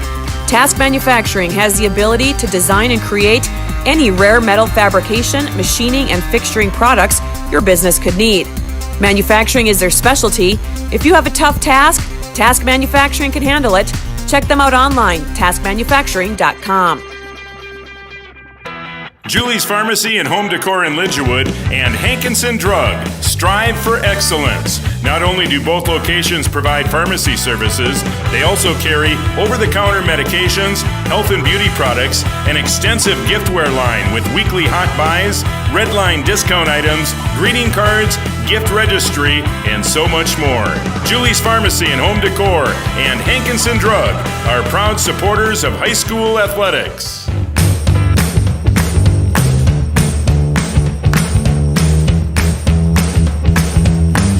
Hey there. Hey everyone, we're back. It's been 2.5 years and we are excited to be back. You can catch us on Three Borders Sports Network and Red River Communications Access Channel number 3. He still can't spell. And she can't do math.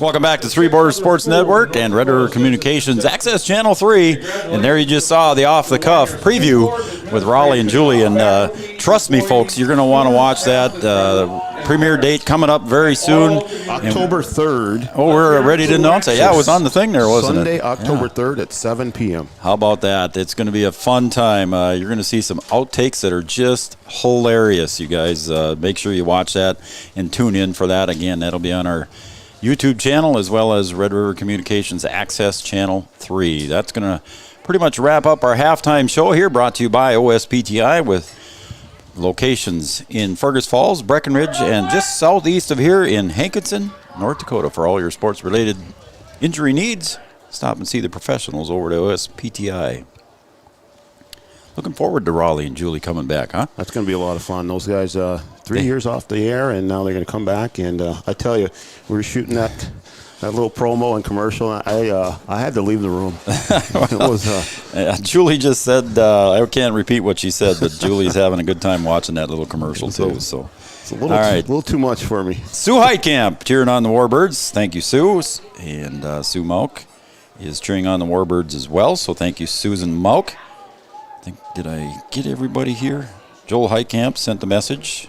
He's putting up with Julie, so bless his heart for that.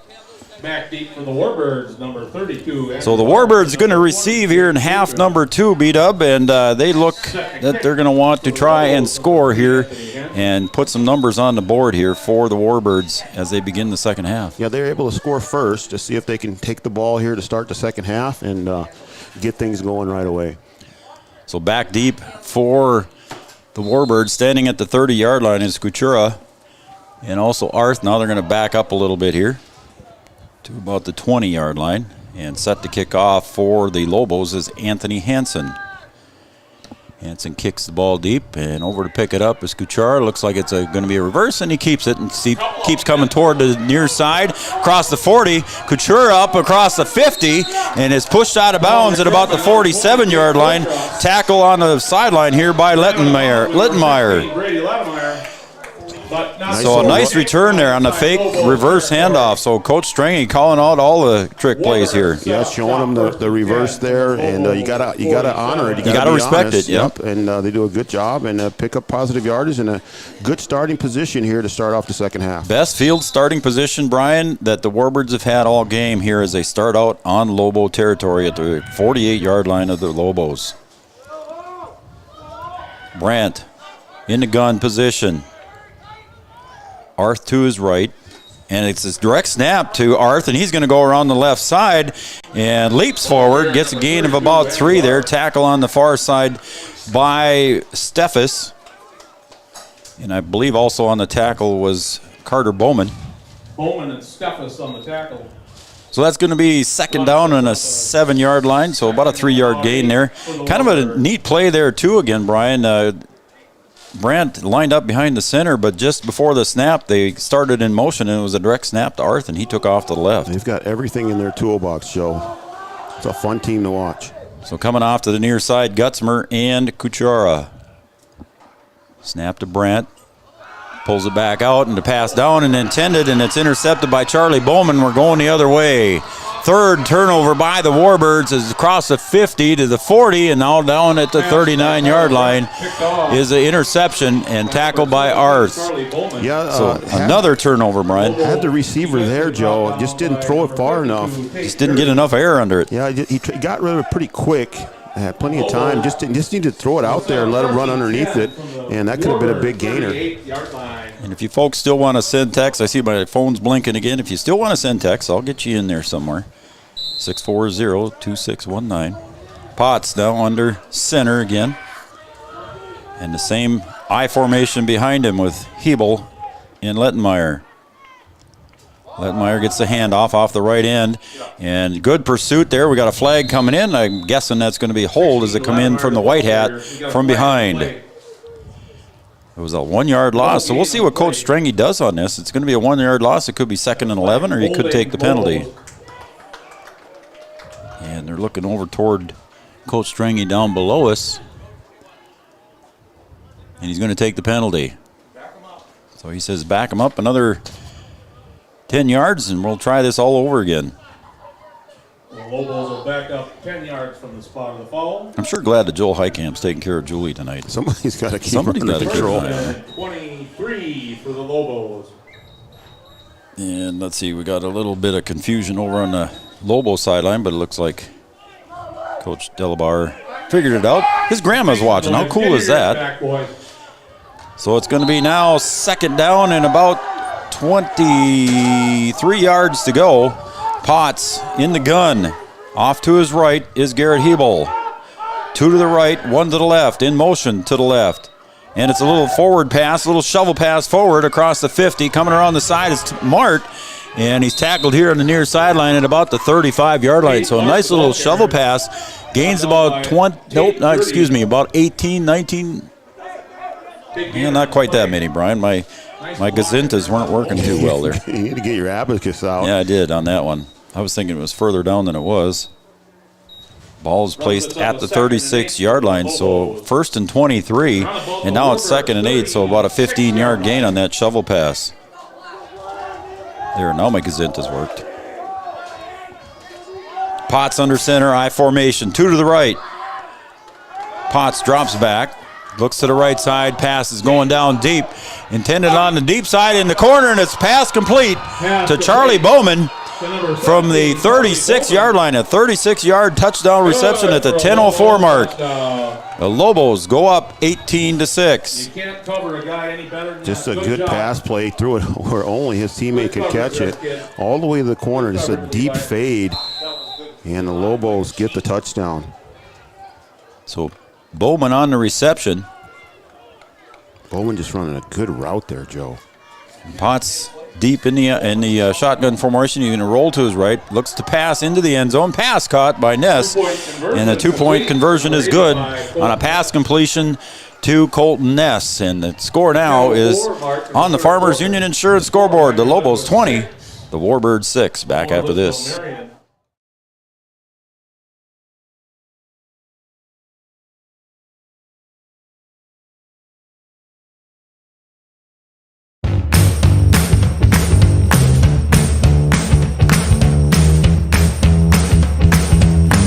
Hey there. Hey everyone, we're back. It's been 2.5 years and we are excited to be back. You can catch us on Three Borders Sports Network and Red River Communications, access channel number 3. He still can't spell. And she can't do math.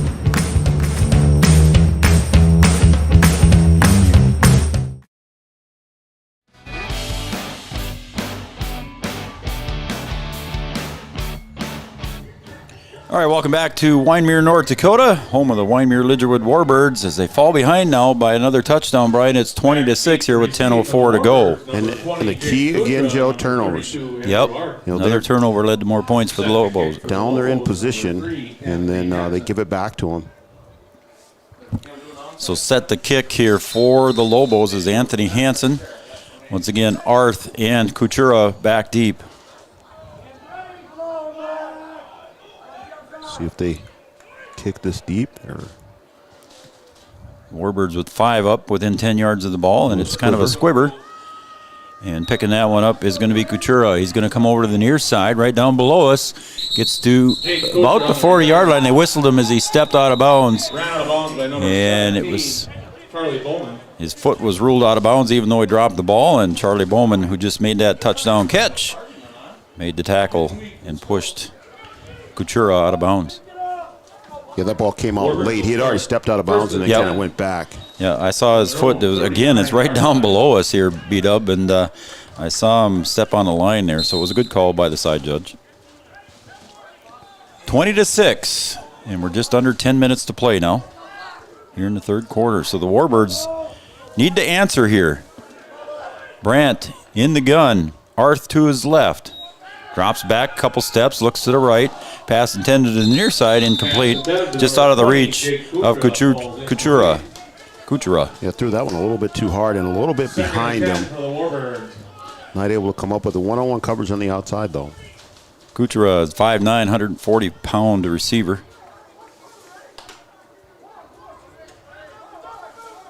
And Brandt with a receiver on each side. Arth to his left, puts it in the belly. Arth comes there across the 40, 45, 50. 45, gets down to about the 42, and he's tackled there by Braden Steffes. And he gets it up ahead for first down into Lobo territory. So Arth doing it on the ground for the Warbirds. Yeah, once he gets going, Joe, that guy. You better get in his way in a hurry or else he's going to be gone. Warbirds inside Lobo's territory, 1st and 10 from the 42. Arth coming in at 5'10", 180, and he looks solid at 180. 180 with some wheels, Joe. Yes, he did. 9:30 to go. Brandt again puts it in the belly. This time he keeps it himself, goes across the 40, maybe to about the 37. And it's a gain here for Tyler Brandt. Positive yards, and it's 2nd and 6 for the Warbirds. So again, the Warbirds, Brian, you talked about the turnovers here, and they don't want to do anything like that down here now, trailing 20-6. Oh, they've been able to move the ball. They just turn it over at the inopportune time. Kuchera off to the right. Gutzmer to the left, into the belly of Arth. He gets forward, maybe gets a couple positive yards. It's going to be third down. Gain of a couple. Brought down by Arth fighting it up the middle there. Among others. Keeping the defense honest here, going wide and going up the middle, keeping the defense honest. Ball is placed at about the 36-yard line, and it's going to be 3rd and 4.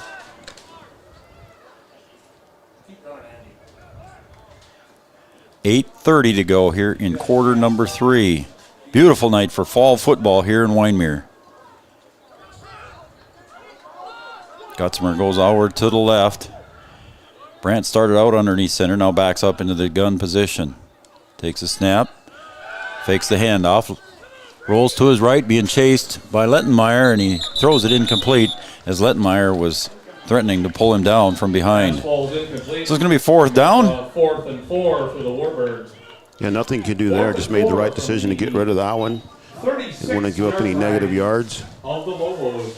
And live to fight another day here. So it's 4th and a long 4 here for the Lobos. Ball at the 36. They need to get inside the 32. So we'll see what Coach Stringy and the Warbirds draw up here. Again, split receivers to the right and left. Arth to the left of Brandt. Into the belly of Arth. We're going to give it to the big guy and see if he can get anywhere, but he doesn't. Maybe gets a yard, and it's going to be tackled there. We got an injury on the field, and a tackle there was made by Steffes. And that tackle looked pretty tough there, Brian, as far as how he got tackled. It looked like it might be a knee injury. I shouldn't speculate, but they're going to try and get some help in here for him, so we can maybe take a timeout here too, Brian. on the Farmers Union Insurance scoreboard while we have an injury timeout. 8 minutes exactly to go here in quarter number 3. It's 20-6 in favor of the Lobos over the Warbirds. Back after this. Lincoln State Bank's lending team is ready to meet all your farm financing needs. Whatever you're looking for, a line of credit, a new piece of equipment, or buying farmland, Lincoln State Bank has the knowledge and experience to structure the best deal for you. To find out more about what Lincoln State Bank has to offer, call Brian, Anthony, or Jeff, or stop by at any one of their locations in Hankinson, Wyndmere, or Lidgerwood. Lincoln State Bank's Ag Lending Team, experts in your field. Equal housing lender, member FDIC. The Barney Pub and Eatery is a local favorite among families looking for a fun, relaxing place to enjoy a night out. Offering nightly specials, the menu also has tasty eats, and it's hard to pick a favorite. From high-quality, locally sourced meat to appetizers, chicken, and so much more. When you're traveling along Highway 13, swing into the Barney Pub and Eatery. Follow them on Facebook to see all of their nightly specials. Wyndmere Auto provides service and repairs on cars, tractors, and trucks, as well as sells and repairs auto, truck, and tractor tires. In addition to auto and truck services, Wyndmere Auto is your CarQuest auto parts dealer, providing auto parts and offering dealer direct parts from Dodge, Ford, and GM. Wyndmere Auto is also your Elto's mower parts and accessories dealer. Wyndmere Auto, striving to find the best price and highest quality parts for their customers. All right, the injured player on the field, unfortunately for the Warbirds, was Andrew Arth. Came off limping on his right leg. I'm not going to speculate what his injury was on the fourth down play, which was unsuccessful for the Warbirds. So Arth is out. And Quam comes in for him on defense. Littenmeyer goes around the wide side on the right side of the field, and a tackle from behind by Kuchera. LaMoure, the ball carrier. Gain of about 8 or 9, and it'll be second and short for the Lobos. So need a defensive stop here. 7:44 to go here in the third. And the Warbirds going to have to turn up the D. Coming in on defense now is Carl Quam. Coming out for a breather for the Warbirds was Matthias Kackman. So second and short, Potts turns around and hands it off to Litmeyer, and he might be bent, and it'll be third and short. Again, the Warbirds defense standing up there. Tate Jurdy on the tackle there behind the line of scrimmage, and it'll be a loss of about half a yard. So it's going to be third and a long one. You ask the D to stand up, and they do a good job there on third down. 1 second down. Going to have to do it again here on third. So it's third and a long one here, or a short two, whatever you want to call it. It's 6:50 to go here in quarter number 3. Potts under center. Takes the handoff, turns around into Litmeyer, and Litmeyer gets around the right side for a first down. He's met over on the other side by Gutzmer, gets across the 50 to about the Warbird 48-yard line, and gets pushed out of bounds by Gutzmer. First down for the Lobos. A lot of room over there, and able to pick up the first down. Lobos doing a good job moving the ball here.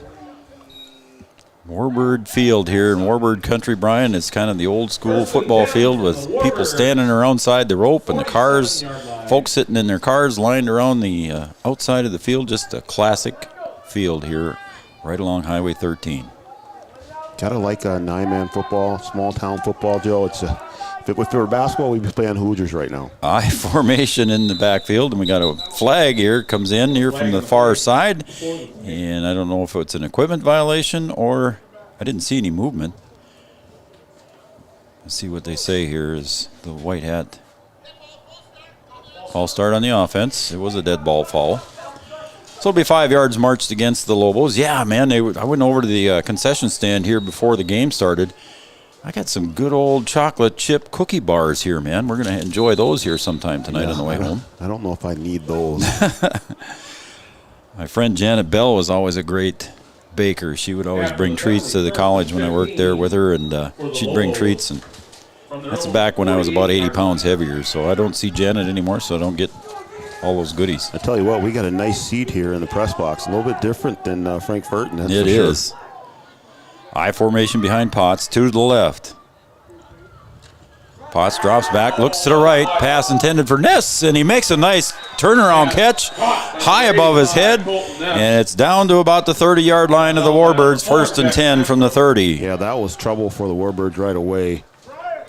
Pass is Nice good for route Lobos, there. First down. Good catch. 5:39 and counting here now as we are getting well into the third quarter. And the Lobos starting to chew up some of that clock. Like you mentioned earlier, Brian, you don't average 60-some points a game and not throw the ball. No, for sure, but you would think that they would score quickly, and now they're just, it's the Warbirds have something to do with that too. Yep. Potts under center, 1st and 10. Ball just inside the 30-yard line. Long snap count. Turns around, hands it off to Littenmeyer. Hit in the backfield, and he gets ahead, maybe a gain of 1. And Barton on the initial stop. Litchville-Marion, ball carrier. Brought down So it's going to be 2nd and 9. Honey Gutzmer. Gain of 1. 2nd and 9 for the Lobos. So it's 2nd and 1. Again, a beautiful night here at Warbird Field. Nice crowd on hand here. Everybody was expecting a good game here between the two high-scoring offenses, and we're getting a good one. Potts under center. I formation. 2 to the left. Turns around, hands it off, puts it into Littenmeyer's belly, comes around the near side, around the 25, inside the 20, the 15, 10. And hit there and spins inside the 5-yard line down to the 3. And a tackle made there by Brian Quam. Yeah, good play call there. Big guys up front, making lots of room there. And they get down to about the 4-yard line. So Quam on the tackle, but not after a long gainer of 26 yards there for Littenmeyer. So Littenmeyer putting the ground game together here tonight for the Lobos as we approach the 4-minute mark of quarter number 3.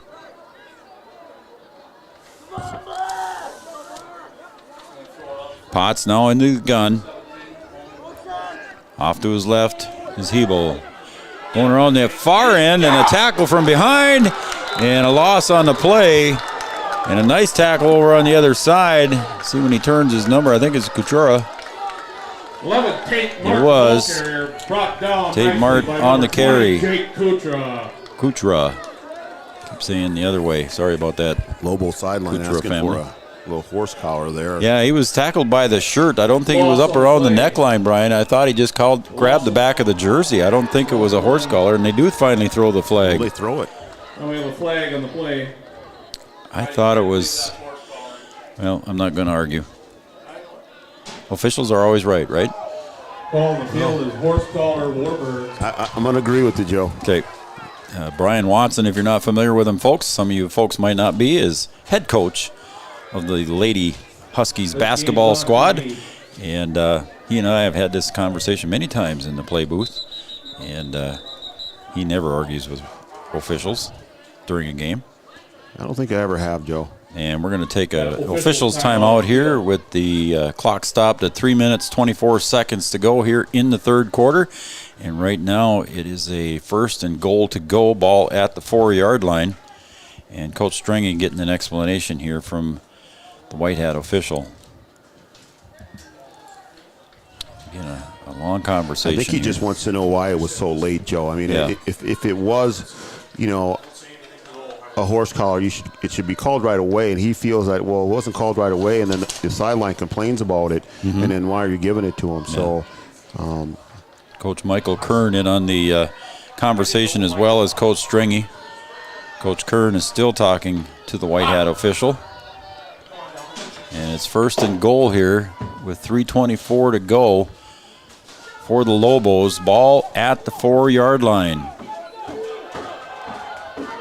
And it's a whistle, and we're going to hold up play here for a second. he's got another question here. Yep, Coach Stringy coming back over, and the white hat again comes over to talk to Coach Stringy here.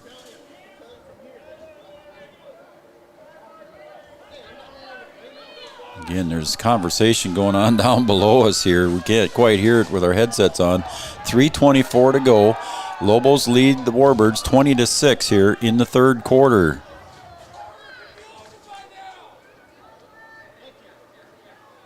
And now it looks like we're ready to go for play as we all go back to the field. The Lobos first and goal from the 4-yard line. Potts under center, I formation behind him. Littenmeyer deep.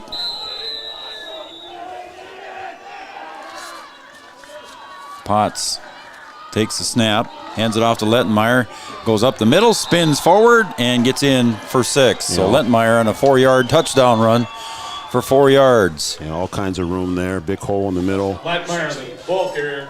Good for a Lobos touchdown. Lobos starting to get into their scoring ways. Yep. So the Lobos go up now 26-6, and we'll probably try for a 2-point conversion here. They've gone for the 2-point conversion here, and it is at the 3:13 mark of the third quarter. So Potts comes up under center. One receiver split out wide to the right. Potts drops back, looks for the receiver over into the corner, and underneath pass, and that's intended for Garrett Hebel. So nice pass underneath for the 2-point conversion from Potts to Hebel, and that is now making your score 28-6 here on the scoreboard, on the Farmers Union Insurance scoreboard. 28-6, 3:13 to go, and we'll be right back after these messages.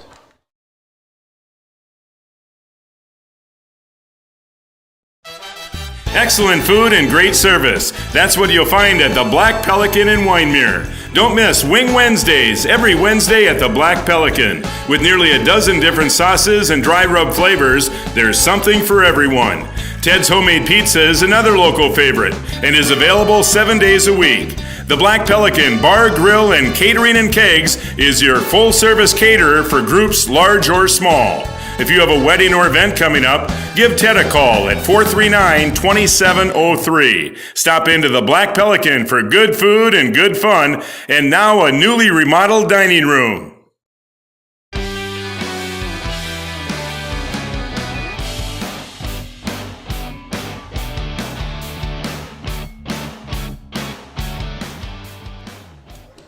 Welcome back to Three Borders Sports, everybody. Thanks for watching Three Borders Sports Network right here on our YouTube channel, or you might even be watching on Red River Communications Access Channel 3. We appreciate you doing that as well. There's another shout-out rooting for Tweeter. Put him in so he can do the Tweeter end zone dance, whoever Tweeter is. Is it Varsity Blues right now, or what? Janet Klosterman cheering on the Warbirds. Thank you, Janet. Oh, she was cheering for Jack Manstrom earlier. Got some more shout-outs to come here, but we'll do that after the kickoff here and the change of possession here as Lobos lining up for a kick. Again, it's 28-6 here, 3:13 to go in the third quarter. Got more shout-outs to come here. Well, stay tuned for that, folks. We'll get to them. See if they squib it again or if they decide to kick it. Kick little this one. Pooch kick. Coming up to receive it at the 31-yard line is Kuchera. And gets around the 40, gets up to about the 44, and Johnny Gutzmer out in front of him, leading some blocking, and it was tackled right down below us. And it'll be 1st and 10 for the Warbirds at the 44-yard line, their own 44-yard line. 4-yard line. So again, Janet Klosterman cheering on the Warbirds. Hayden Manikowski cheering on the Warbirds from north of Lidgerwood, so thank you, Hayden Manikowski. Hunter Munson cheering on the Warbirds. Thank you, Hunter.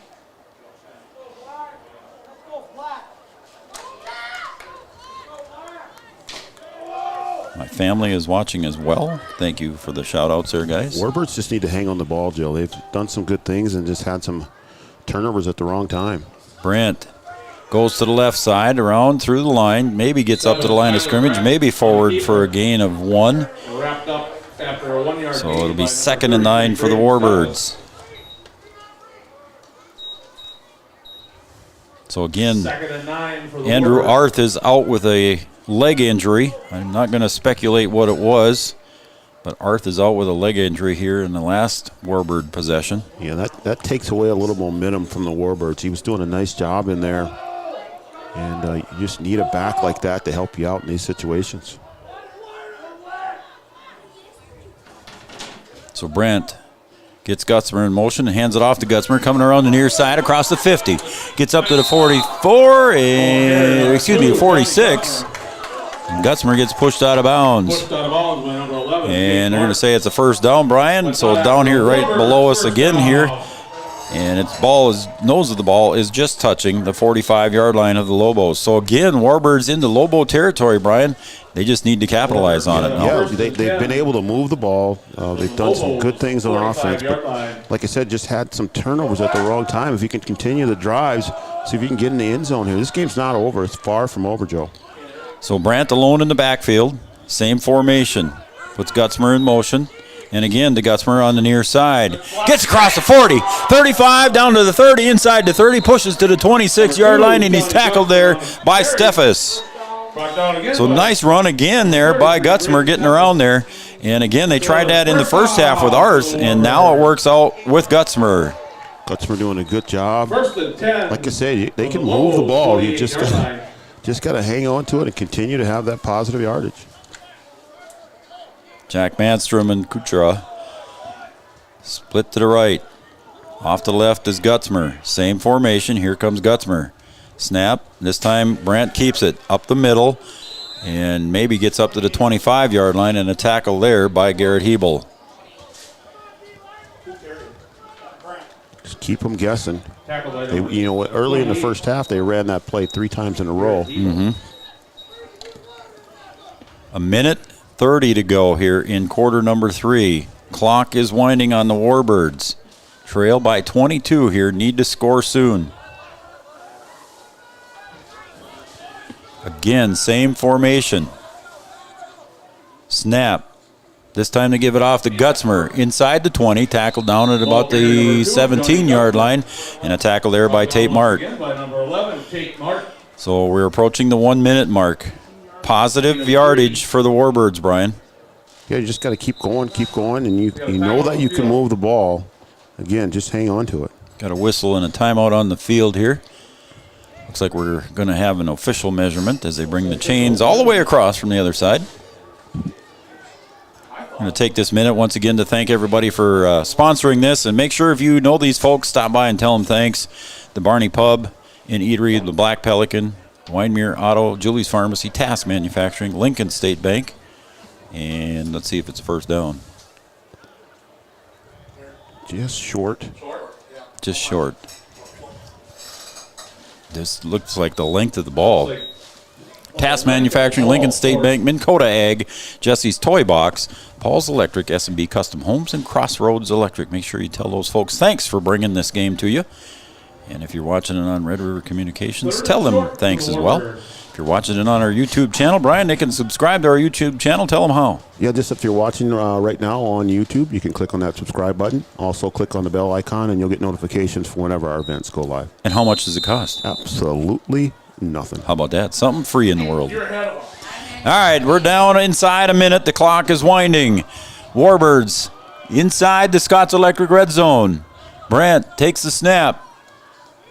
Goes up the middle himself, gets it forward, maybe carries it forward for a first down, and it is as he gets close to the 15-yard line as we are in the Scott's Electric red zone, and we are 38 seconds left here in the quarter. Once they get the chains set, we'll put the clock into motion. 38 seconds to go, and now it's counting. So probably the last play of the quarter here, unless it goes out of bounds, or see what happens. Warbirds come out. Formation. To the near side is Manstrom. This time Kuchera in the motion, and he gets tackled hard. And that tackle was made by Garrett Hebel, 6 foot, 175-pound linebacker for the Lobos, and that's going to end quarter number 3 on the loss yardage. So we're going to go to quarter number 4 here coming up. With your score on the Farmers Union Insured scoreboard, it's 28 for the Lobos, the Warbirds 6. Back after this, right here on Three Borders Sports Network. Looking for reliable professionals to handle your building construction needs? Contact S&B Custom Homes in Wyndmere. You can depend on them to build your dream home the way you want it. S&B Custom Homes will take care of all construction aspects, from design to delivery. Contact them to get your pre-engineered home delivered to your location. They can even attach a garage and additional rooms on site. S&B Custom Homes, 439-0045. You don't have to be a superhero for your support to be important at Jesse's Toy Box. There are many ways you can ensure every child in the hospital will receive a toy. Every little bit that you commit goes a long way in helping fulfill their mission. Make a monetary donation, have your business become a Jesse's Toy Box drop-off location, or drop off new toys at any of the Jesse's Toy Box locations. Learn more about how you can get involved and take advantage of the opportunity to do some good. Jesse's Toy Box, ensuring every child in the hospital receives a toy.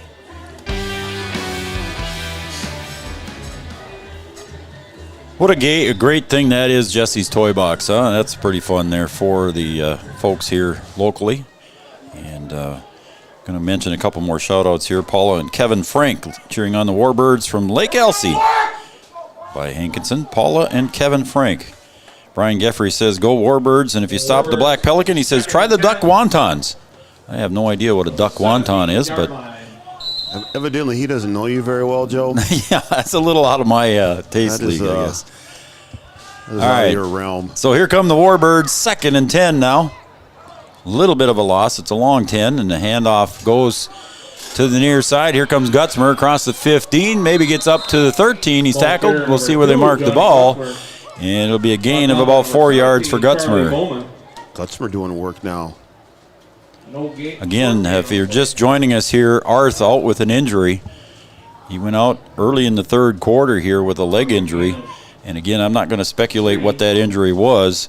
But again, Andrew Arth, the workhorse for the Warbirds, not in the game right now, out with an injury. Tried to hobble off under his own power, but you could see he was limping pretty hard on that right leg.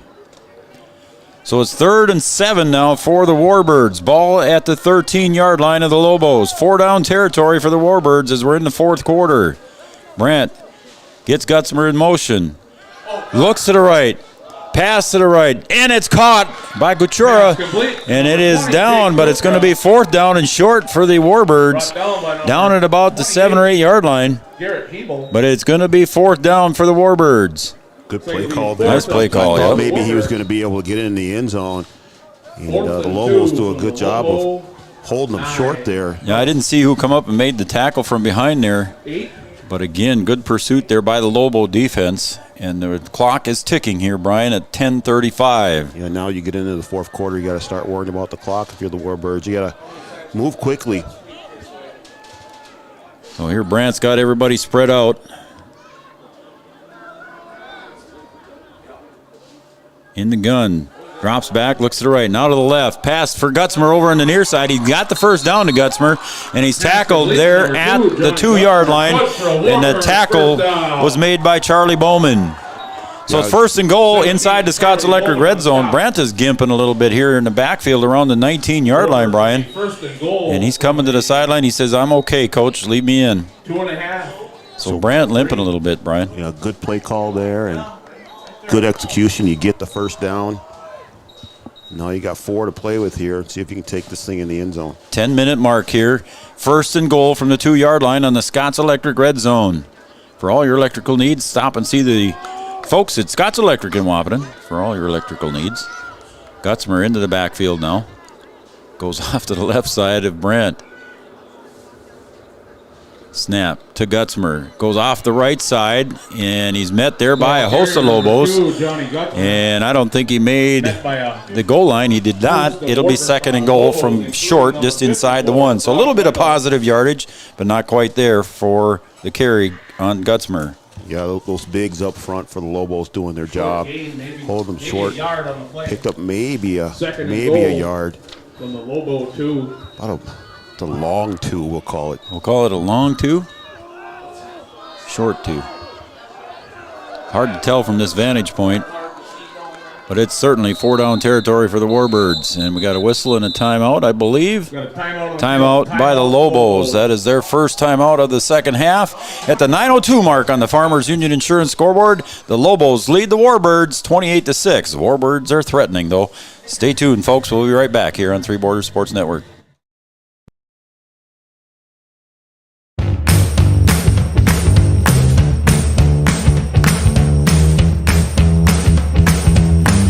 Hey there. Hey everyone, we're back. It's been 2.5 years and we are excited to be back. You can catch us on Three Borders Sports Network and Red River Communications, access channel number 3. He still can't spell. And she can't do math.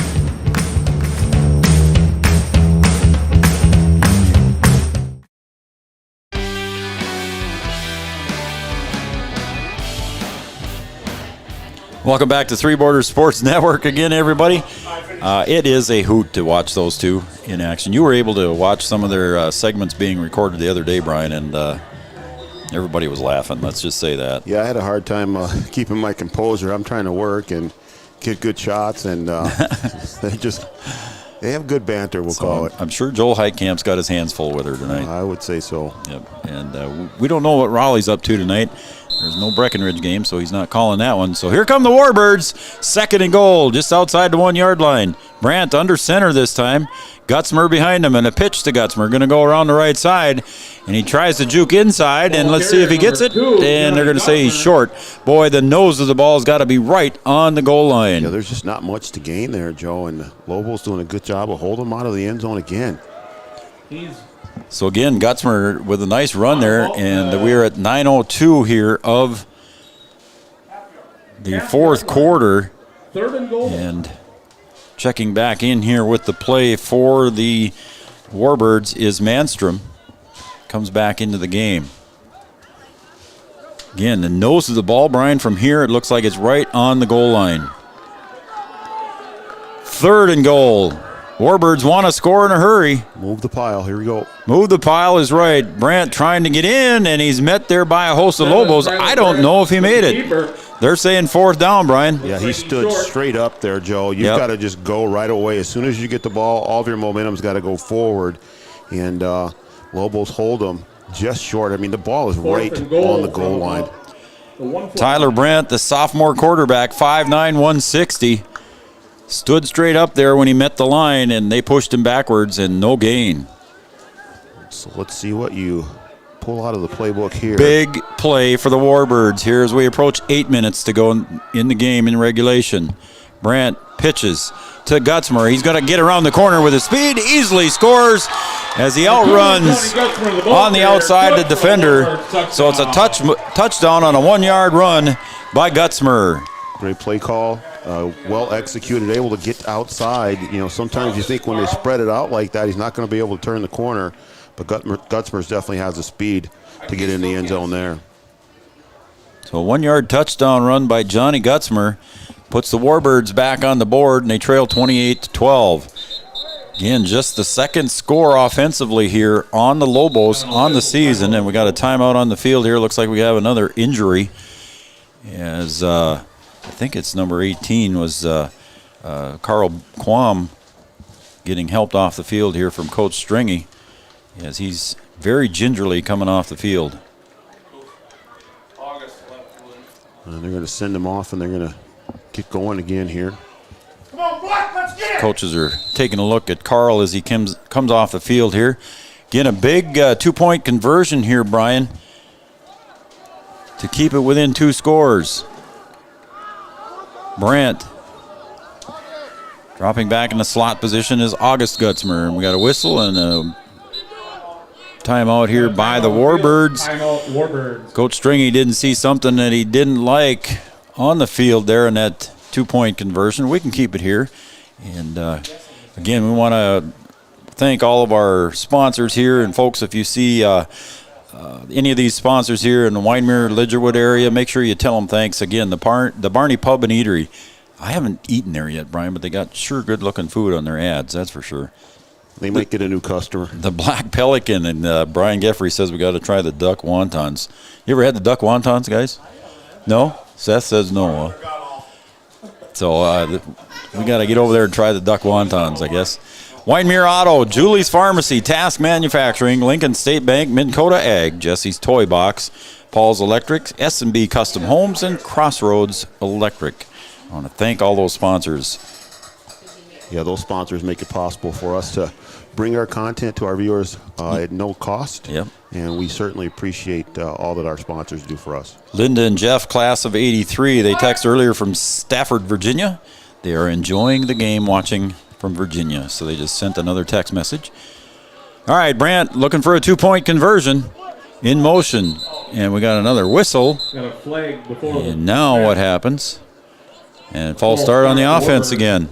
That's a tough one there. That is going to make it tough. Trailing by 16. So that's still going to keep, I mean, even with 16 points trailing, Brian, they can still stay within 2 possessions, but they got to get the 2-point conversion, and I'm sure on this defense it's not easy to come by. Yeah, but Big Ben is working on against them right now. The clock is just not in their favor. Yep. 7:51 to go. Again, Gutzmer with a 1-yard touchdown run. And here come the Warbirds. Brandt with Gutzmer to his left. In motion to the left. Brandt drops back, looks to his left, intended for Kuchari. Hit him right in the breadbasket there, and it bounced right out. It might have hit his shoulder pads a little bit there, Brian. And it bounced out of his arms, and it's incomplete. So the Warbirds still trail by 16 here. It's still 2 possessions. They can still do this with 7:51 to go on the Farmers Union Insurance scoreboard. The Lobos 28, the Warbirds 12. Back after this. Since 1941, Minn Kota Ag Products has been helping farmers with their agricultural needs. The farming industry has expanded at great lengths, and Minn Kota Ag Products is there to provide farmers with their entire chemical, fertilizer, seed, and grain elevator needs. They also offer deep band tillage, chemical application, and fertilizer application, just to name a few. For market access at your fingertips and information essential to your farm operation, download the Minn Kota Ag Products app. Minn Kota Ag Products, proud to be a partner in your farm operation since 1941.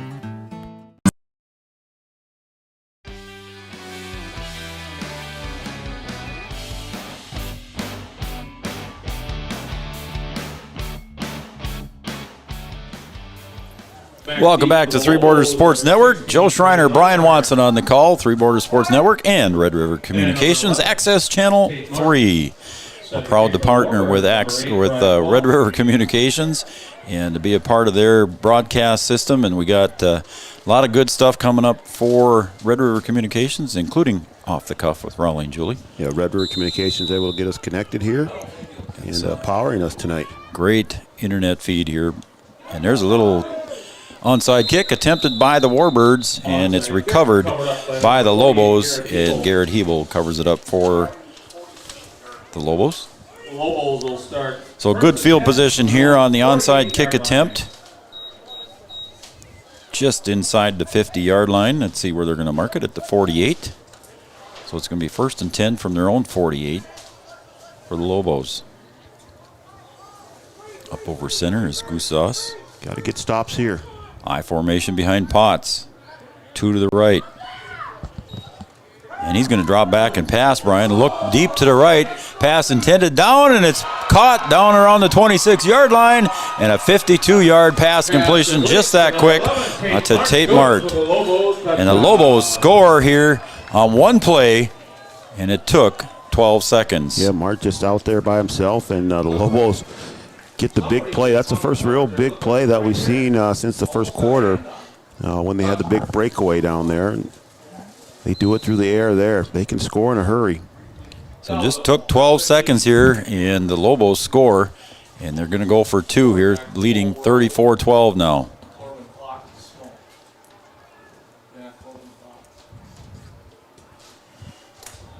So they break the huddle and come out. Each team with 2 timeouts remaining here in regulation. 7:39 mark. Potts. I formation behind him. Lettenmeyer deep. Mart goes in motion.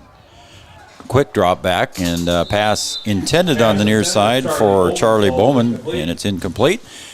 And the score remains on the Farmers Union Insurance scoreboard, 34-12 in favor of the Lobos. We'll be right back after this. The Barney Pub and Eatery is a local favorite among families looking for a fun, relaxing place to enjoy a night out.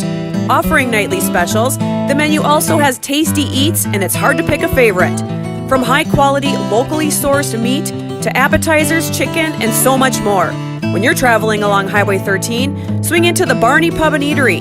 Follow them on Facebook to see all of their nightly specials.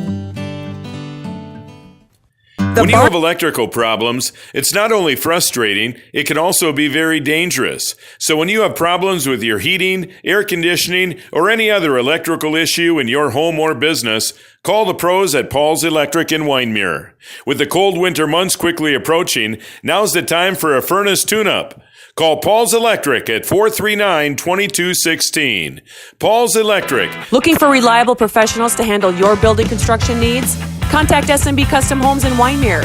You can depend on them to build your dream home the way you want it. SMB Custom Homes will take care of all construction aspects, from design to delivery. Contact them to get your pre-engineered home delivered to your location. They can even attach a garage and additional rooms on site. SMB Custom Homes, 439-0045. For the Lobos. So a quick answer there for the Lobos after the Warbirds got the score a little bit closer, and they cut it down to 28-12, but then the Lobos come right back on a 52-yard touchdown pass to Mart. Yeah, they didn't waste any time. They just went right after it and said, hey, we're ready to go. There's the kickoff, and going back deep is Gutzmer picks it up at about the 19-yard line. Fake the reverse, and he's going to come around to the near side, gets up across the 25-30, and hit there at about the 34-yard line, and tackled there by Hansen, and also with Steffes on the tackle. Warbirds start first and 10 from their own 35. So the Warbirds got their work cut out for them again, Brian. Yeah, you just got to keep at it, Joe. You play until the clock's done and see if you can move down the field and score again. You've done some things tonight that no other team has done against this Lobos team. So you know you can put the ball in the end zone. Yep. So now you just got to go down and get another one. It could be done easily. These two might meet in postseason again too, so I'm sure there's a lot of scouting going on here. Brandt in the gun, Gutzmer to his left. And we got a whistle and a timeout here. Again, confusion on the offensive side of the ball there for the Warbirds. Arth not in there, and everybody looked a little confused. They all looked over to Coach Stringy there, Brian, and looked like a little confusion. And, of course, they won't want to have negative yards, and they don't want to turn the ball over here, so they call a timeout. Yeah, you got to do what you got to do, and everybody's not on the same page. So now at this time in the game, you want to make sure that you do have everyone on the same page. You take the time out, you regroup, and then you go back out here, try and take this last 7 minutes and 29 seconds and see if you can get a couple of scores. You know that you can do it, but you just got to put your nose to the grindstone and finish out the game. Yeah, and you just want to make sure you don't turn the ball over, like you said, Brian, and make the right decisions here. This game is still in question. It's not done deal yet. It's just 3 possessions, and the Warbirds can score quickly. If both of these teams can score quickly, Joe. That's the thing. That is true. Make sure you stay tuned, folks, for our NDSCS and Red River Grain postgame show following the game here. Brandt in the gun. Gutzmer this time to his right. In motion is Manstrom. Brandt rolls to his right, throws to his right, pass caught, complete. And the tackle made at about the... Kutra makes the catch at about the 40-yard line, and forward possession actually gets him to about the 41. It'll be 2nd and 4. Gain of about 2nd and 4 for the Warbirds. Just wide open there in the seam, and good pass from Brandt. Pick up good positive yardage, good pass there. Hanstrom comes in with the play on the sideline with Tyler Brandt. 7 minutes remain in regulation. Brandt brings the Warbirds up to the line of scrimmage. Gutzmer to his right. In motion to the near side comes Manstrom. Snap, handoff to Gutzmer up the middle. Gutzmer fighting his way through across the 45 to about the 48. And Gutzmer with a run there gets the first down for the Warbirds at about the 47, 48-yard line, maybe even the 49. That's what I'm talking about, Joe. You just keep going, kept his legs moving, able to get more extra yards after contact, pick up the first down, keep moving down the field. Gutzmer listed at 5'11", 160. Fought through all the big guys there from the Lobos side of the ball as we approach the 6:30 mark. Gutzmer now to the left of Brandt. Split out wide to the near side is Jack Manstrom. In motion. Brandt sneaks out, but he's caught from behind and tackled. And a nice tackle there by Steffes. Yeah, Steffes breaking through the line there. Not a lot of room to run. It's going to be second and 11. Loss of 1 on the play. Coming in with the play now from the sidelines is Levi Kackman. 5'11", 150. is Levi. He comes out split wide to the left. Brandt takes a snap, looks over to the near side, now goes the other side. Pass was just a little bit behind Kuchera, and pass incomplete. It'll be 3rd and 11. Yeah, Kuchera wide open out there, looked him off, and then turned and just underthrew him a little bit. And Brandt's going to come off limping. Official timeout on the injury. As Brandt comes off limping. Looked like his left leg.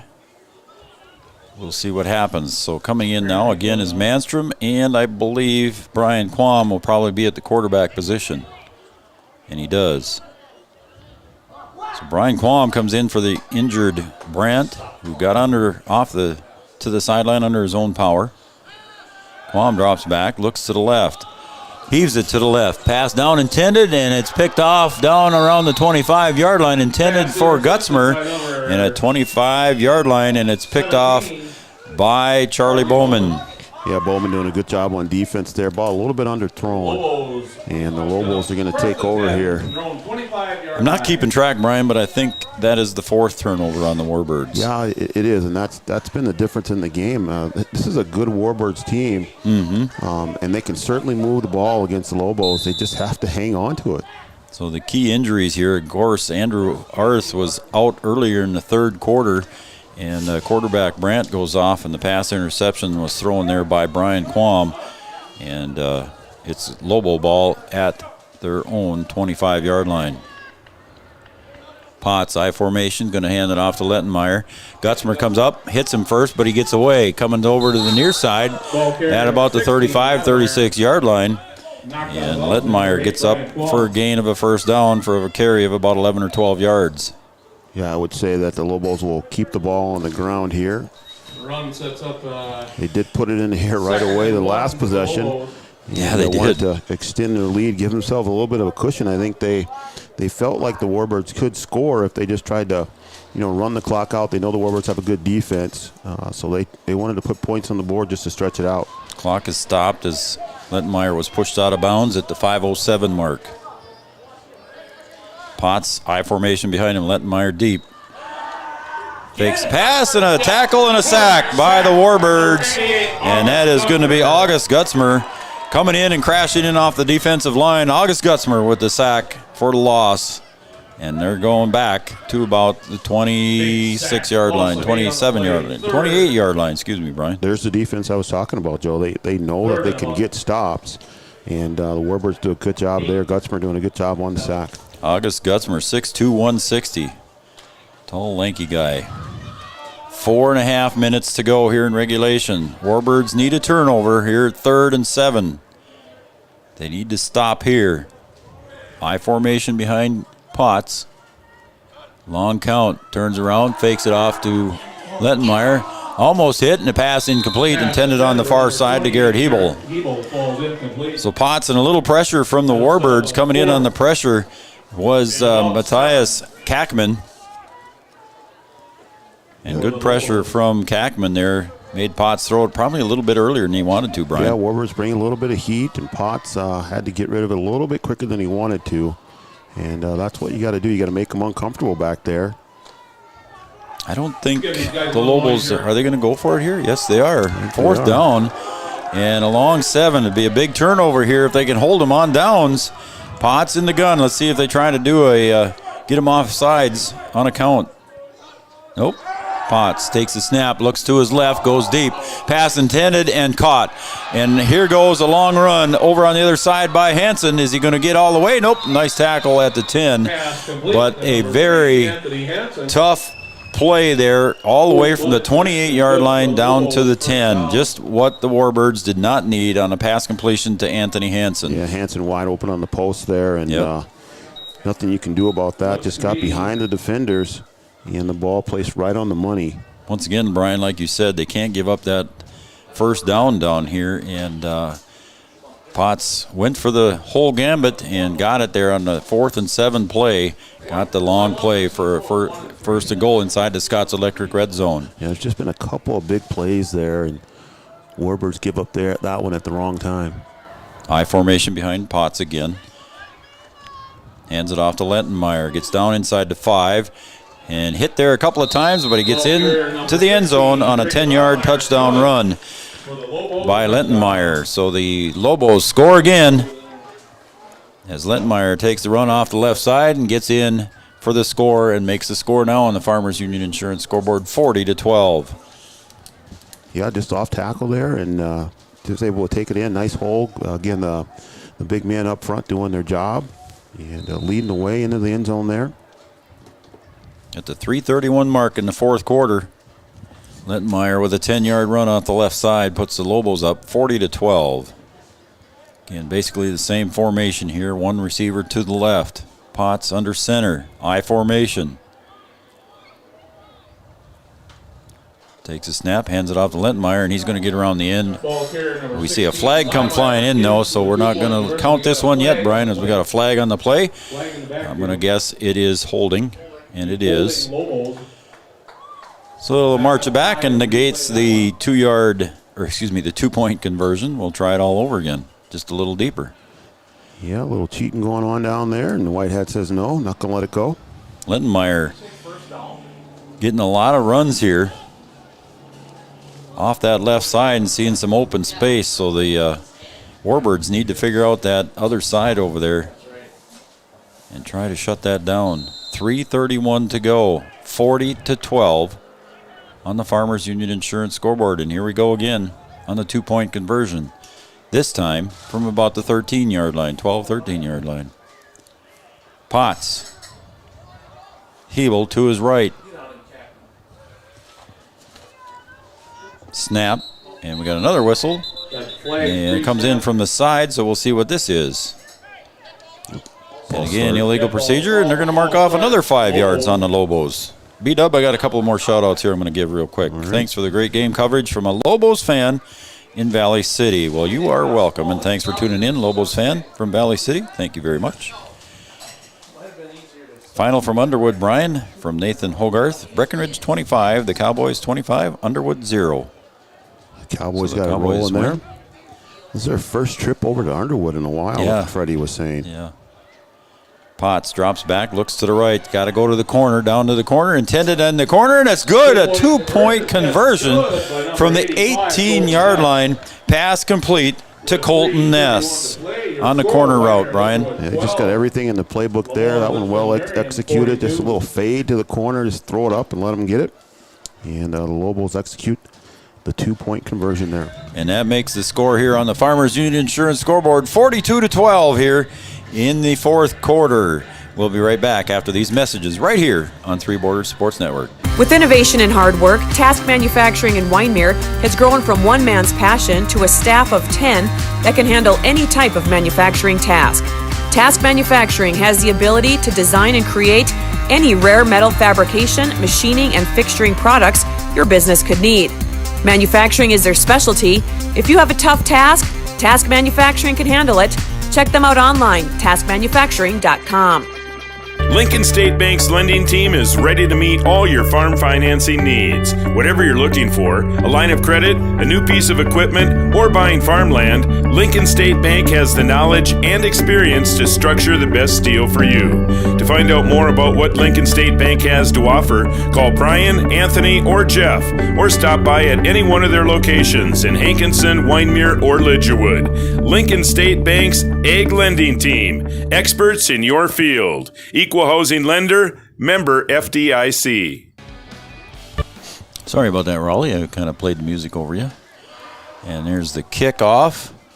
And over on the far side, picked up at about the 22, and a fake reverse, and that time almost a loss on the handle. And Kuchera gets it up and tackle there, and it's Hebel on the tackle. So the Warbirds going to start out deep in their own territory here with 3:22 to go in regulation. Yeah, they got their work cut out for them here. But keep chipping away, see if you can just finish out the game. Try and do some positive things now. Now you got to start working on a couple things. Just work on execution, things like that, and get better for the next one. All right, so the Warbirds come to the line. Good news for the Warbirds fans. Tyler Brandt back in at quarterback. in the gun position, takes a snap, puts it in the belly of Gutzmer up the middle, almost broke through for a big gain, but he still did get positive yardage and a tackle there deep in the backfield by Anthony Hansen. So Hansen on the tackle. He's going to go out with a little bit of a limp as well. Checking in for the Lobos is Wyatt Waite. You're kind of getting in that point where you want to make sure no one gets injured. Yeah, you're getting to that point, Brian. 30-point lead here with less than 3 minutes to go. Lucky that's all, if that's all. So it's going to be 2nd and about 3 here for the Warbirds. Brandt takes a snap, keeps it himself, comes around the near side, and a tackle in the backfield, maybe a loss on the play. And Hebel on the tackle. And both guys are down. Hebel and I can't see who the other guy is getting up yet. That was Carter Bowman. So the two of them both got up kind of slow on that one. And Brandt was tackled for a loss of 2 at 3rd and 5. 2:20 to go. Guys are playing lots of minutes. See, Dane LeBon came in for the Lobos, so we'll mention his name. A new substitution comes in. Gutzmer gets up the middle, gets it forward, maybe a gain of 1, maybe 2. We'll see where they mark it. But it'll be 4th down for the Warbirds. Short gain on the play sets up 4th and about. Manstrom comes in with the play for the Warbirds as we're under 2 minutes to play. 4th and a long 4, we'll call it. Warbirds just trying, like you said, Brian, now with less than 2 minutes to play, just trying to stay healthy. Yep, play it out, work on some execution. Yep. Brandt takes a snap, drops back, looks to the right, pass over the middle, intended across the middle for Kackman, incomplete, and it'll be a turnover on downs for the Lobos. Yeah, ball there, just a little bit high, and Kackman not able to hang on to that. So 1 timeout for the Warbirds left here, 1:26 on the Farmers Union Insurance scoreboard. And there's a timeout on the field, so we'll take a timeout as well on the Farmers Union Insurance scoreboard. Once again, it's 42-12 in favor of the Lobos. Back after this on Three Borders Sports Network. Excellent food and great service. That's what you'll find at the Black Pelican in Wyndmere. Don't miss Wing Wednesdays every Wednesday at the Black Pelican. With nearly a dozen different sauces and dry rub flavors, there's something for everyone. Ted's Homemade Pizza is another local favorite and is available 7 days a week. The Black Pelican Bar, Grill, and Catering and Kegs is your full-service caterer for groups large or small. If you have a wedding or event coming up, give Ted a call at 439-2703. Stop into the Black Pelican for good food and good fun, and now a newly remodeled dining room.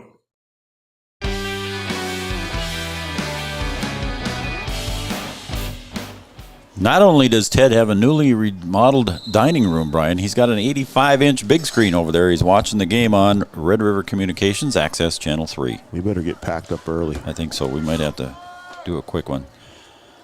Muslin in for the quarterback position for the Lobos. He hands the ball off to McGahee. Tyrese McGahee. And McGahee is tackled in the backfield. 54, Zach Bussey. And on the tackle is Bussey. Bussey doing a good job of just breaking through the line there. Loss of about 3 on the play. So it'll be 2nd and 13 with, we're approaching the 1 minute mark here in regulation. So the Lobos in no hurry here. Put in a bunch of substitutions to see if I can. Brian Carlgard in, a freshman, 6', 150 at one end position. See if I can call off some more names here that hadn't been in yet. Fullback position is Steffes. Pitch goes out to the outside to McGahee.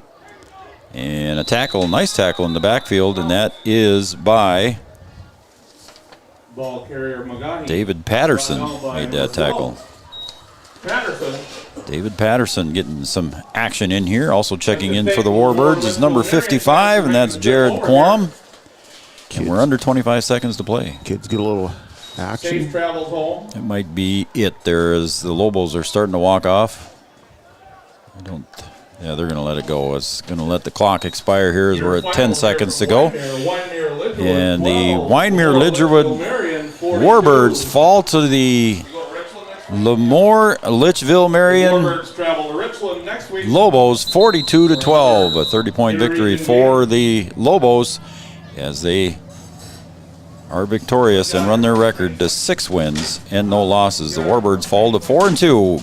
Stay tuned, everybody, here on Three Borders Sports Network. We'll be right back with our post-game show brought to you by North Dakota State College of Science and Red River Grain. Coming up next, right here on Three Borders Sports Network. The Barney Pub and Eatery is a local favorite among families looking for a fun, relaxing place to enjoy a night out. Offering nightly specials, the menu also has tasty eats, and it's hard to pick a favorite. From high-quality, locally sourced meat to appetizers, chicken, and so much more. When you're traveling along Highway 13, swing into the Barney Pub and Eatery. Follow them on Facebook to see all of their nightly specials. Since 1941, Minn Kota Ag Products has been helping farmers with their agricultural needs. The farming industry has expanded at great lengths, and Minn Kota Ag Products is there to provide farmers with their entire chemical, fertilizer, seed, and grain elevator needs. They also offer deep band tillage, chemical application, and fertilizer application, just to name a few. For market access at your fingertips and information essential to your farm operation, download the Minn Kota Ag Products app. Minn Kota Ag Products, proud to be a partner in your farm operation since 1941. Excellent food and great service. That's what you'll find at the Black Pelican in Wyndmere. Don't miss Wing Wednesdays every Wednesday at the Black Pelican. With nearly a dozen different sauces and dry rub flavors, there's something for everyone. Ted's Homemade Pizza is another local favorite and is available 7 days a week. The Black Pelican Bar, Grill, and Catering and Kegs is your full-service caterer for groups large or small. If you have a wedding or event coming up, give Ted a call at 439-2703. Stop into the Black Pelican for good food and good fun, and now a newly remodeled dining room. It feels like you're at a bigger university. Right now I won't have any debt, and I might even gain a little extra money through scholarships. There's so many job opportunities. My name is Emily, and I'm here for my future. Going to NDSCS, I found out way more than just like sports. I met a lot of people just on my floor, and then different activities you could go to that were on campus. I for sure will look back on all the memories and love it. My name is Grace, and I'm here for my future. No matter what time of year, a farmer's relationship with Red River Grain never changes. Red River Grain works shoulder to shoulder with area farmers, drying, cleaning, and marketing your grain to attain the highest possible profit for you. Red River Grain has been saving farmers for years, rewarding them with reasonable prices on purchases and fair deals when they sell. Talk to Kelly or Brad about the many services they offer. Red River Grain in Breckenridge. Call 643-3738.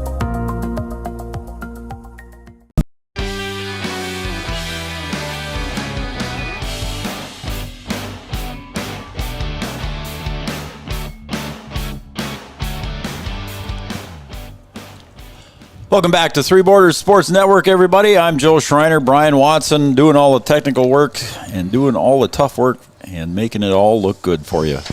Nice job tonight, B-Dub. Final score. I had my hands full, Joe. I know you did. You had 3 cameras. You had 2 on this end and 1 on the other end, and you did a good job with all of them. And this is fun, Joe. We need to come back here. Yeah, I think we got a pretty good setup here and got a good eyeball on the game. I think we might have to. Might see what good football game. Got to see how the playoffs go. We might even have to do that. But anyway, here we go. We're going to wrap up the show here with the North Dakota State College of Science postgame. Founded in 1903, and Raleigh always likes to say this, they are the second oldest public 2-year college in the country. NDSCS, a postgame sponsor, along with Red River Grain, postgame sponsor. Red River Grain serving farmers in the Red River Valley for many, many years. Red River Grain also a postgame sponsor. Brian, the scoring in the first half was pretty close. I mean, the Warbirds actually scored first for the first time all year against the Lobos. The Warbirds Arth on an 88-yard touchdown run on 4th and 1. Yeah, it was a great play. I mean, evidently it was a design play. They tried to push the pile and then ended up going backwards, and Arth just broke out of there and just went around the edge all the way for the touchdown. And I think the Lobos had to look at that and go, hey, somebody, what happened here? We let somebody score. Mm-hmm. And the Warbirds are like, hey, we can get this thing done if we're able to get ahead. Lobos hadn't been behind, certainly since someone scored on them. But put them in a tough position and said, hey, we're ready to play some football. And we were off to a good start. So 6-0 lead as the pass was incomplete on the 2-point conversion. 6-0 lead at the 3:07 mark of the first quarter. At the 11:30 mark of the second quarter, The Lobos scored their first touchdown on a 1-yard quarterback sneak by Potts, and the pass was incomplete, and we were tied at 6. So things were looking pretty good right now for the Warbirds as we go into the second quarter. At the 5:43 mark, Lidgerwood, we called his name a lot tonight, his first touchdown of the night with a 9-yard touchdown run. The run failed for a 2-point conversion. It was 12-6 at that point, and at that time, Brian, it was 12-6 in favor of the Lobos. Yeah, 12-6. You knew they were going to come back. A team that scores, they scored over 70 points a couple times this year. So you knew they were going to come back and score. But really impressed with the way the Warbirds were. They played solid defense. At times they're able to kind of, keep the Lobos at bay and do a good job. And you think at the early part of the game, you're like, hey, this thing's going to go down on the wire. Yeah. It's going to be a game that it might be, the last team that has the football is the one that's going to win it. We were hoping to have that nail biter, folks, but then coming out here in the third quarter after the halftime break, in the third quarter at the 10:04 mark, a 36-yard touchdown pass to Bowman, and the pass to Ness complete for the 2-point conversion, and it was 20-6 in favor of the Lobos quickly in the third quarter. So Lobos offense turning it on. Then again in the third quarter at the 3:13 mark, Lidgerwood once again with his second touchdown on a 4-yard touchdown run and a 2-point pass to Hebel made it 28-6. So that was the end of 3 there, Brian, and it was 28-6. Still a reachable game for the Warbirds after 3. Yeah, not out of reach. Just a couple scores. And again, we felt like, well, they're going to get back in this thing. They're going to get a stop. They're going to go down. They're going to get a score. And again, it's going to be the game, the finish that we were expecting. And the Lobos had a different story. So in the fourth quarter, then, like you said, Brian, the story was different. Warbirds come back though, and they did fight for that touchdown at the 7:51 mark. Gutzmer on a 1-yard touchdown run.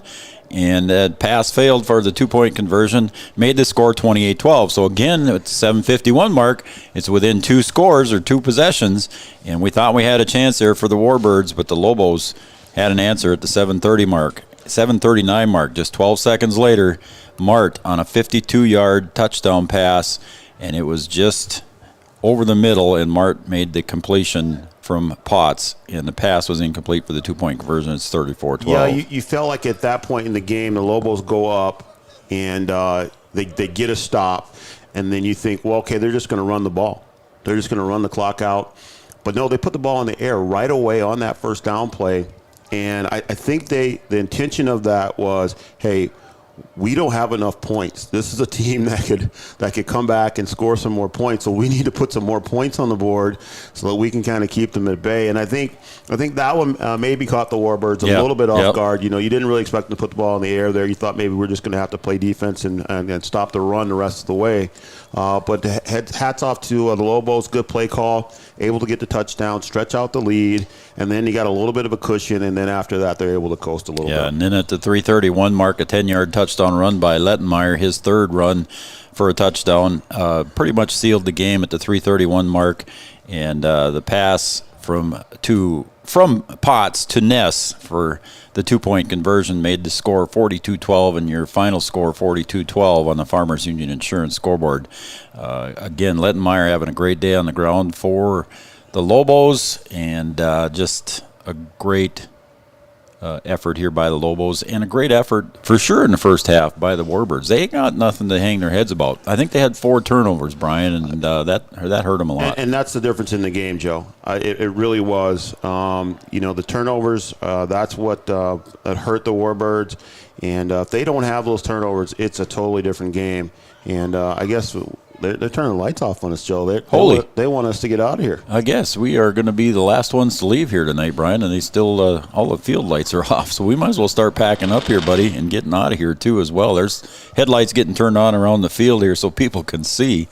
But again, their final score 42-12. And again, we want to thank our post-game sponsors, NDSCS and Red River Grain, our post-game sponsors here from Wyndmere, North Dakota. Next week, the Warbirds take off on October 1st. They're heading to Richland, and they're going to take on the Colts over there. And that is their game coming up. And then on the 1st of October, the Lobos travel to Hankinson. So that was it. I got one last Petey from LaMoure. He is the Lobos announcer, and he says go Lobos. So thanks for tuning in, Petey. Don't pick your nose. You're on screen. And, okay. Brian Geffrey also sent a text, and he said, make sure you try the duck wontons, and he sent us a picture. So thanks, Brian. Now I am hungry, Joe. We got to They get look packed good. up and get out of here. He says it's got duck in it, though. It doesn't matter. You hunt duck. I mean, come on. I don't hunt duck. Well, jeez. But Here we go. okay. All right, so that's going to wrap it up here, Brian. Again, a great, fun atmosphere here in Wyndmere, 9-man football, North Dakota Region 1. And the Lobos defeat the Warbirds I was looking at something else here. It was 42-12 was the final. I was looking at the Lobos record. It's 6-0 now. So, yeah, we also want to mention, too, one last time, folks, you got to... Oh, now we're back. We thought we lost everything there, folks, but I think we're back. Here you go. They shut the power off, and I think we're back now. So we might as well wrap it up, though. But again, Stay tuned for Off the Cuff with Raleigh and Julie. October 3rd, you're going to have fun watching them. And then on Tuesday night, we got girls volleyball with the Huskies. And then on Wednesday, we got our coaches show. Thursday, we're off. By golly, Got a Thursday rare night off for us. My wife will be happy about that. And I'm Joe Schreiner. Your final score here in the Farmers Union Insurance Scoreboard on the NDSCS Red River Grain postgame show, 42-12 in favor of the Lobos. We'll see you next week on Tuesday night from Husky Gymnasium. For Brian Watson, I'm Joe Schreiner. Good night, everybody. Thanks for tuning in and watching Three Borders Sports Network on our YouTube channel and Red River Communications Access Channel 3. Good night, everybody.